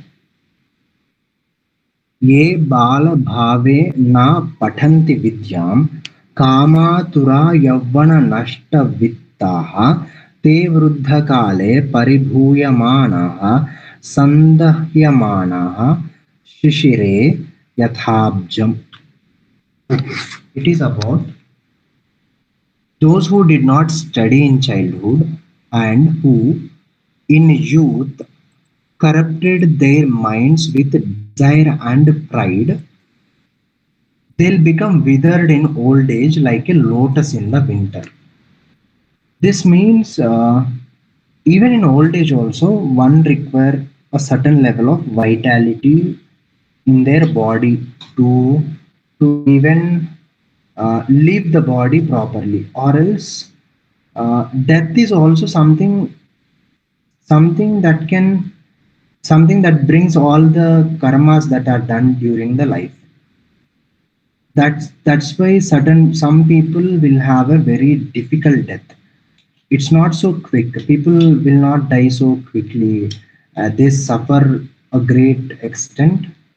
In Garuda Purana only, when they talk about death and all, it is said ki in that moment when they suffer their karmas,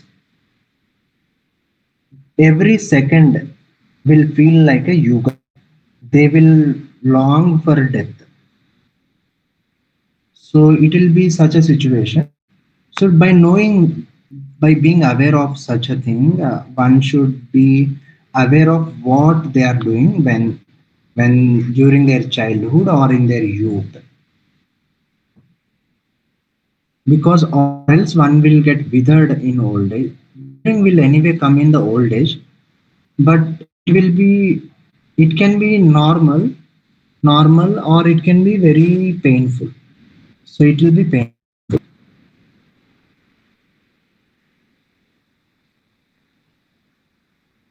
Okay. Uh, so this can be used for certain activities will be there which can be flourishing. So what is it that you're doing for your own flourishing? Your own always when activities are done. So usually we think in terms of external validation, how much value this work can bring. Such things can be there. It's not bad. However, it should be for your own self. What will happen in the long term when I'm on my in my old age? Will this activity be will this activity be something that I look back, something that will help me there to lead a happy or to leave the world? Certain activities should be practiced to bring vairagya also. In the case of, for example, vairagya in Mahabharata, Dhritarashtra, after all his sons are gone, he is still in the same palace, living with uh, living living at the mercy of Pandavas. He is still there, but a time will come when people have to leave whatever they have achieved or they have. In that, Vidura gives a teaching to Dhritarashtra. That is a very harsh teaching, which eventually leads Dhritarashtra to go for Vanaprastha and eventually leave the body. So certain practices can be cultivated in the young age to develop a state of sense of vairagya.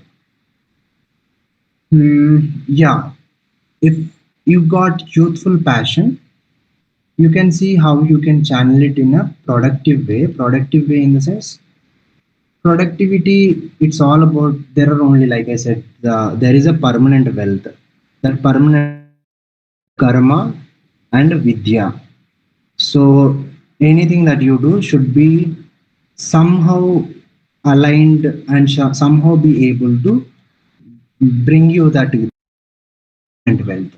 So you can practice that. Mm, yeah, skill or wisdom. Certain skills can be practiced, like I said, for the old age also. So this is something you can use for your own self.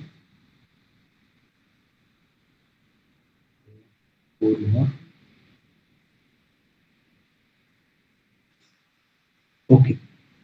Next we have तर्को प्रतिष्ठः श्रुतयो विभिन्नाः नासावृषिर्यस्य मतं न भिन्नं धर्मस्य तत्त्वं निहितं गुहायां न जनो येन गतः सपन्थाः. Okay, about tarka and all. Tarka logic is unstable, meaning logic can be used to defend various things. One can use logic to defend good also, bad also, and they can do it very nicely. It's not like they cannot do it. Anything can be. It's about the skill of tarka, not the trueness of the object itself. Most of the time, but however, if the tarka when applied at its best, it will give the true knowledge only. However, kutarka also can be used to justify other things. So tarka is unstable. Shastras are varied. Shastras speak different things in different places. Even though all accept Veda, Shad Darshanas, they all see world in different ways. They themselves had Vadas among themselves. Similarly, we see Advaita, Vishishtadvaita, such ideas also. And Vaishnava followers or Shaiva, Shiva followers, Shaktiyas, they also having different views. So to say is scripture, shastras, they come up with different views and different ways. There is no sage whose opinion is not different. So everyone have their own view and their own opinion. or understanding knowledge. So it is said that everyone's teaching will be different. There can't be homogeneity in that thing. The essence of dharma is hidden in a cave. Dharma, so the meaning and what they want to say is dharma is a very subtle thing. It's not very direct. It is not something that one can understand very easily. What appears to be dharma to someone might be adharma to someone else. So it is not an universal, universal rule. Dharma, as on a fundamental level, itself is universal. However, when it comes to application, for different people, different situations, different contexts, it becomes very different. So that's why it is said to be guhya, which is hidden in a cave or something very uh, kind of a secret, not secret, subtle thing. So one might so what they are trying to say is ki don't use your own brain to the level where you want to find dharma completely.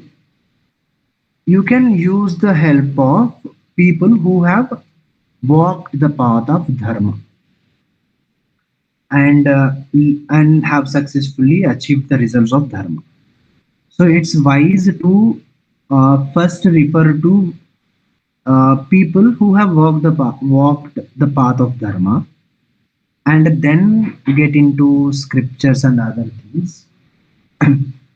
That way it will become easy for people to follow dharma. Or else if one get entangled in scriptures, logic, or some person, some sage or some guru, then they will never be able to come to conclusion. Everyone will say different thing. It will only put oneself in some kind of debate, and it will become an unending debate. So one can learn from different people. Best is to seek great souls. Souls is not really a good word. Mahamanas, people who have walked the path of dharma, they can be taken as an example and then use one's own intellect and see what pleases their own life and their own heart, and they can follow that.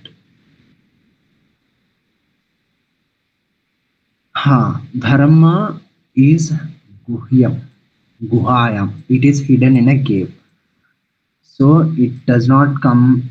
It can't be understood completely through tarka or through scriptures, or yeah, it's better, or through sages also, because they will also have different views. So multiple people, multiple things we see, and we then see what applies to us, what works for us, and then go like that. True path. Yeah, true path is to follow the path trodden by great virtuous souls, Mahajanaha. Mahajanaha are need not be some ascetic. If you are into grahastha ashrama, you should. It's better to look up to someone who is a grahastha. Being a grahastha, if one has lived a dharmic life, grahastha should look up to a grahastha, not a sannyasi. Similarly, a brahmachari or a student should look up to someone who has showed uh, excellent performance as a student. For example, like Arjuna. So, yeah, so similar people you can find and follow their paths. You can see who is a Mahajana you have in your life, who you follow or look up to for dharma. And again, one caution to keep is it should not turn into a cult like thing, or like it should not suppress anything that one follows or reads or anything one does. It should only free the mind and should not condition it into suppressing one's own thinking. So anything, any person, any scripture, any book, it should, you should look for something that frees your mind, that brings a sense of peace. relief. The relief that comes from following dharma. For example, if you join child in a school, your dharma is to uh, pay the fees, right? Pay the fee to the school. And when you pay that fee, that charges, whatever you have to pay for the education, you get a sense of relief.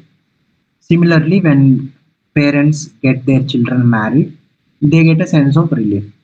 Similarly, when one finds a job or some way to make wealth, they find a relief because they are fulfilling their dharma. By fulfilling the dharma, one gets the sense of relief. So you should look for something that brings that kind of sense of relief in the practice of dharma. And you can see who some people like Mahamana Madan Mohan Malviji is one such Mahamana. There are others also. Depending on your place, you can just look for people. Mahamana I've taken because Mahamana is a grahastha and he is involved in many activities, and he's someone who can be looked up to for someone who has followed Sanatan Dharma in a social life.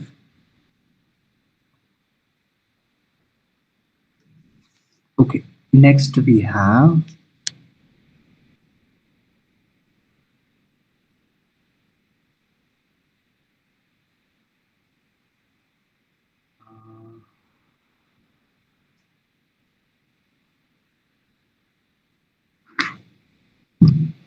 huh, आकारै रिङ्गितैर्गत्या चेष्टया भाषितेन तु नेत्रवक्त्रविकाराभ्यां लक्ष्यते अन्तर्गतं मनः. Okay, so in world there is very little mystery. People, whatever they have in their hearts, it will come out in their faces. It's even though they can try, it's not so difficult to hide what's in their heart. If one itself has this ability to catch the gestures and interpret them. It always does not need words to be expressed to know what other person is feeling. So that's what is being said. By observing form, form is physical structure. By seeing a physical structure, signs, gestures, efforts, speech, it can be absence even without speech also, and the expressions of the face and eyes, the inner thoughts of a person are known. So speech reveals a lot generally, and other things also will reveal a lot, but comparatively speech will reveal more. By observing and having some level of understanding of human behavior, one can easily know what a person is feeling. Form, overall appearance and posture. For example, if one is well dressed, treating themselves well, have good posture, by that we can know the person is healthy, and they might be doing some sort of physical activity like yoga or workouts, something like their confidence and state of mind. That also, from the posture itself, it can be learned. Signs, involuntary signs like sweating or trembling. So if someone is feeling nervous, it will be shown as sweating or trembling. It need not be said explicitly. Gestures, hand movements, body language, effort, how much effort one puts in achieving something, that also shows their commitment and confidence.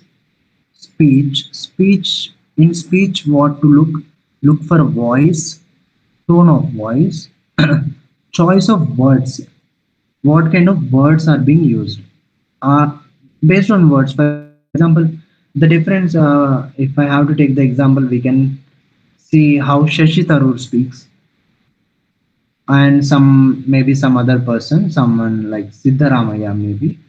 So they, from their words, choice of words, we can know different personalities, their ways, what they might have studied, all that. So like that, we can judge based on voice, tone of voice, and choice of words, and pauses in speech. Face and eyes, there is a lot. However, it needs some level of, but it can be known. If someone is angry, it will be visible in the eyes and face. If someone is happy, also visible in the eyes. If someone is uh, jealous or envious, also it can be visible. Someone is sad or sick. Everything can be seen in the eyes and the face. However, it should not be assumed completely. This is only for navigating in situations where it is information is not explicitly available, and also in times where you can be deceived by words. So you should align the words with the body language and check is the words aligning with the body language. Okay, a person says completely agree with the proposal, but they are leaning back, having their arms crossed, and are avoiding eye contact. A direct body language signal, non-verbal signal, showing कि they are not genuinely enthusiastic. Yeah, they are defensive. Closing arms shows कि they are defensive. Avoiding eye contact also means कि they are not really interested. So this shows their inner state. So it's important to look for body language also, not always get taken away by words, especially people who deal with so many people, like administrators, politicians, even teachers. In general, every person generally deals with so many people. So it's good to know body language and all other things. You can practice some situation, you can recall, and also in your own life, you can observe what they have said on what is being talked about, and try observing their gestures, their eyes. If someone is speaking truth, they'll be able to make an eye contact. If they're lying, they won't be able to look straight into the eyes. So these things are there, so you can look for them. And how you are inferring, you can just journal and then see if the inference is correct or wrong. You can use AI if you want.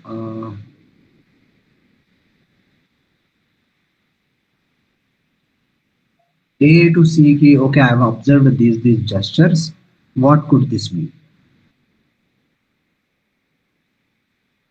Okay, next we have अनुक्तमप्युहतिपन् अनु अनुक्तमप्युहतिपण्डितो जनः परेङ्गितज्ञानफला हि बुद्धयः अदीरितार्थः पशूनापि गृह्यते हयाश्च नागाश्च वहन्ति देशितम्. Okay, they're going a little forward with this. A wise person infers even what is unsaid. Someone wise can understand what is being hidden. Uh, for the fruit of intelligence is the knowledge of others' subtle signs. Yeah, the fruit of one of the fruits of intelligence is the knowledge of others' subtle signs. To be able to understand people and their intentions, their abilities, all that. What is explicit? So they are going to the extent of saying what is explicitly stated is understood even by an animal. Even an animal will understand if you just shout or please it. Explicitly stated, that can be understood by even an animal. Uh, a wise person, to be wise is to be able to understand the gestures. In the Vidura Niti also, we have one verse which says, Kshipram Vijanati, means someone who will understand quickly. So such qualities one can cultivate slowly, not if not immediately. That can help. Uh, yeah, animals by words, explicit commands they will be able to understand. Perceiving the unstated is the quality of a wise person, and it is said to be true fruit of intelligence. It's not just yeah, whatever we study or create, everything is for a certain audience, and those audience are people always. So it's important to learn such a thing also to be able to make your knowledge and whatever you are capable of uh, being visible and being heard. Okay, a friend tells you I'm fine, but their voice is flat and they won't make eye contact. So from this, we can understand their words and their non-verbal cues. They are in conflict. If someone is happy, their voice will be high, and they'll make eye contact, and they'll have big eyes, happy face, all that. So it is only for understanding. You need not act on it, but be aware ki okay, this person is saying something and being feeling something else. Again, you can see this. You can use this journal for your own learning and observation. Describe some situation, what is being stated, and what is the thing that is between the lines. What is it that is not said? This is a yeah. This is a since it is a Rajaniti, and also it is very important for people who are in politics to have such understanding, because a politician or someone dealing with power are always kind of in danger, so they should be able to read people easily.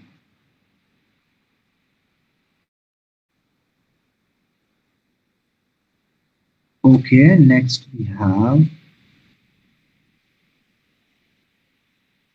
अर्थाद् भ्रष्टस्तीर्थयात्रां तु गच्छेत् सया I'll just read again one second.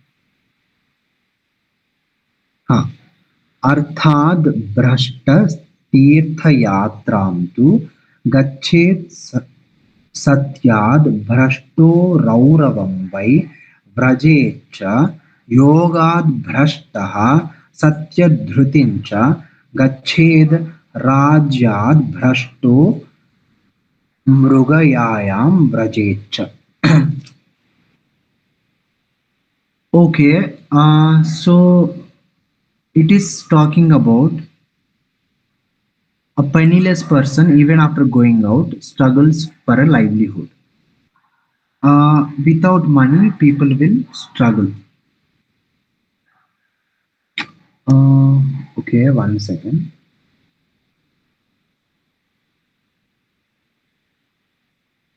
Correct. Okay. Next, that person, a penniless person, poor person, they will not be able to find happiness in any place.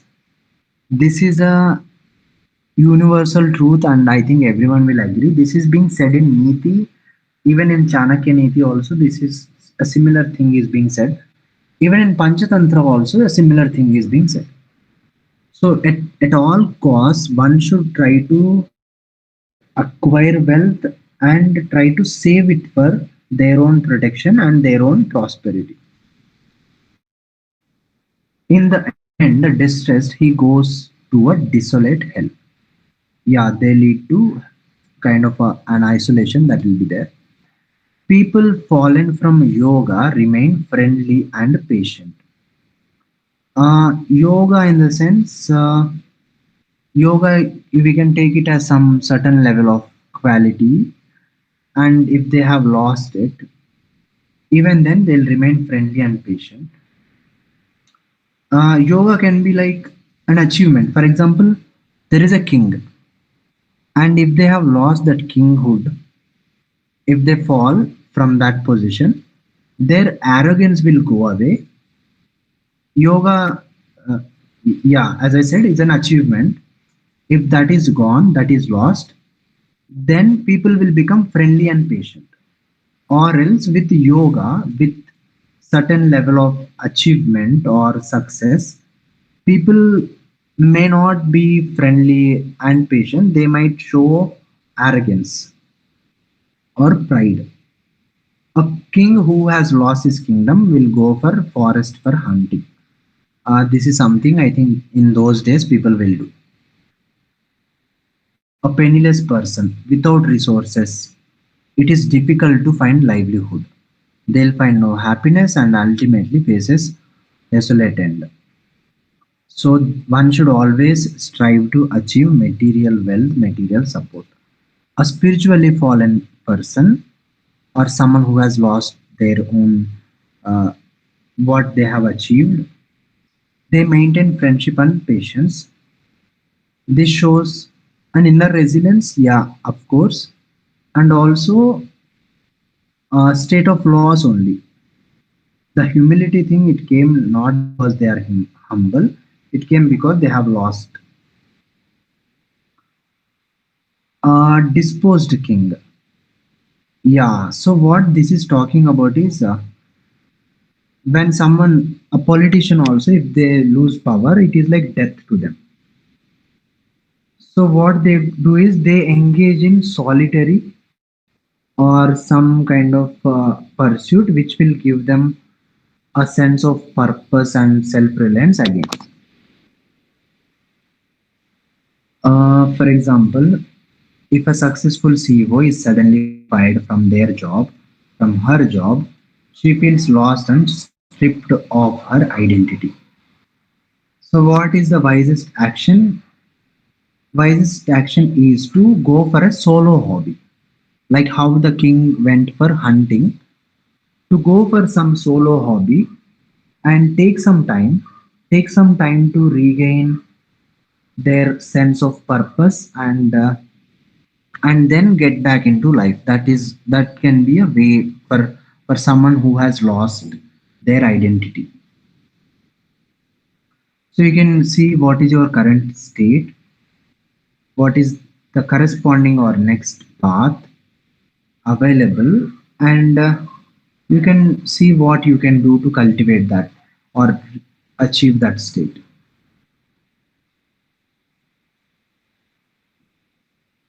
Okay, with that we end the 109th chapter. It talks mostly about human nature. All Niti talks about human nature. This one talks mostly about things like nature of women, nature of men, and wealth, how to protect and how to use and how to deal with wealth, and different how to deal with different kinds of people like like a wise person or a foolish person. So like this, we have explored various nitis. I hope you will apply this knowledge in your own life and see how it can change you as a person and your own life. Niti is all about applying it practically, and it remains valid and true. Uh, Almost most of the things remain true and valid. So it's best, and also it is something that is being cultivated from practicing knowledge, practices of wise people. It is something very direct and also very, what we say, easy to understand kind of thing. Okay, fine. Any reflections, anything you want to say, Kumarji?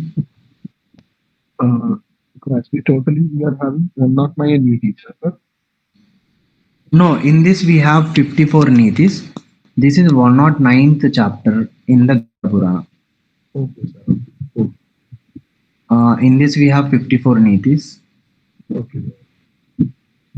Today's session was really good, sir, because Uh, some of them made me to realize myself, some sort of self-realization was there. It was yeah, good. correct. Hmm. Niti is like that one. Niti acts like a friend, it acts like a mirror. It don't pass harsh judgments. It Yeah, speaks to the heart and very grounded way, in a grounded way. Even if one do not follow also, Niti feels makes one feel good just by listening. That also happens. Yeah. Okay, fine. I'm happy that it helped and it made you uh, reflect on it and you found it relatable. Okay. yeah, sure, Okay, fine. You can go through them. I'll share, and sure, you can, if you have any queries, anything you want to apply to your own situation, you can try and see if it is working. If it works, do let me know. It will just stay as a documentation key. Okay, this Niti helped. sure, sir, of course. I will go through that Google Classroom document and I will. Uh-huh.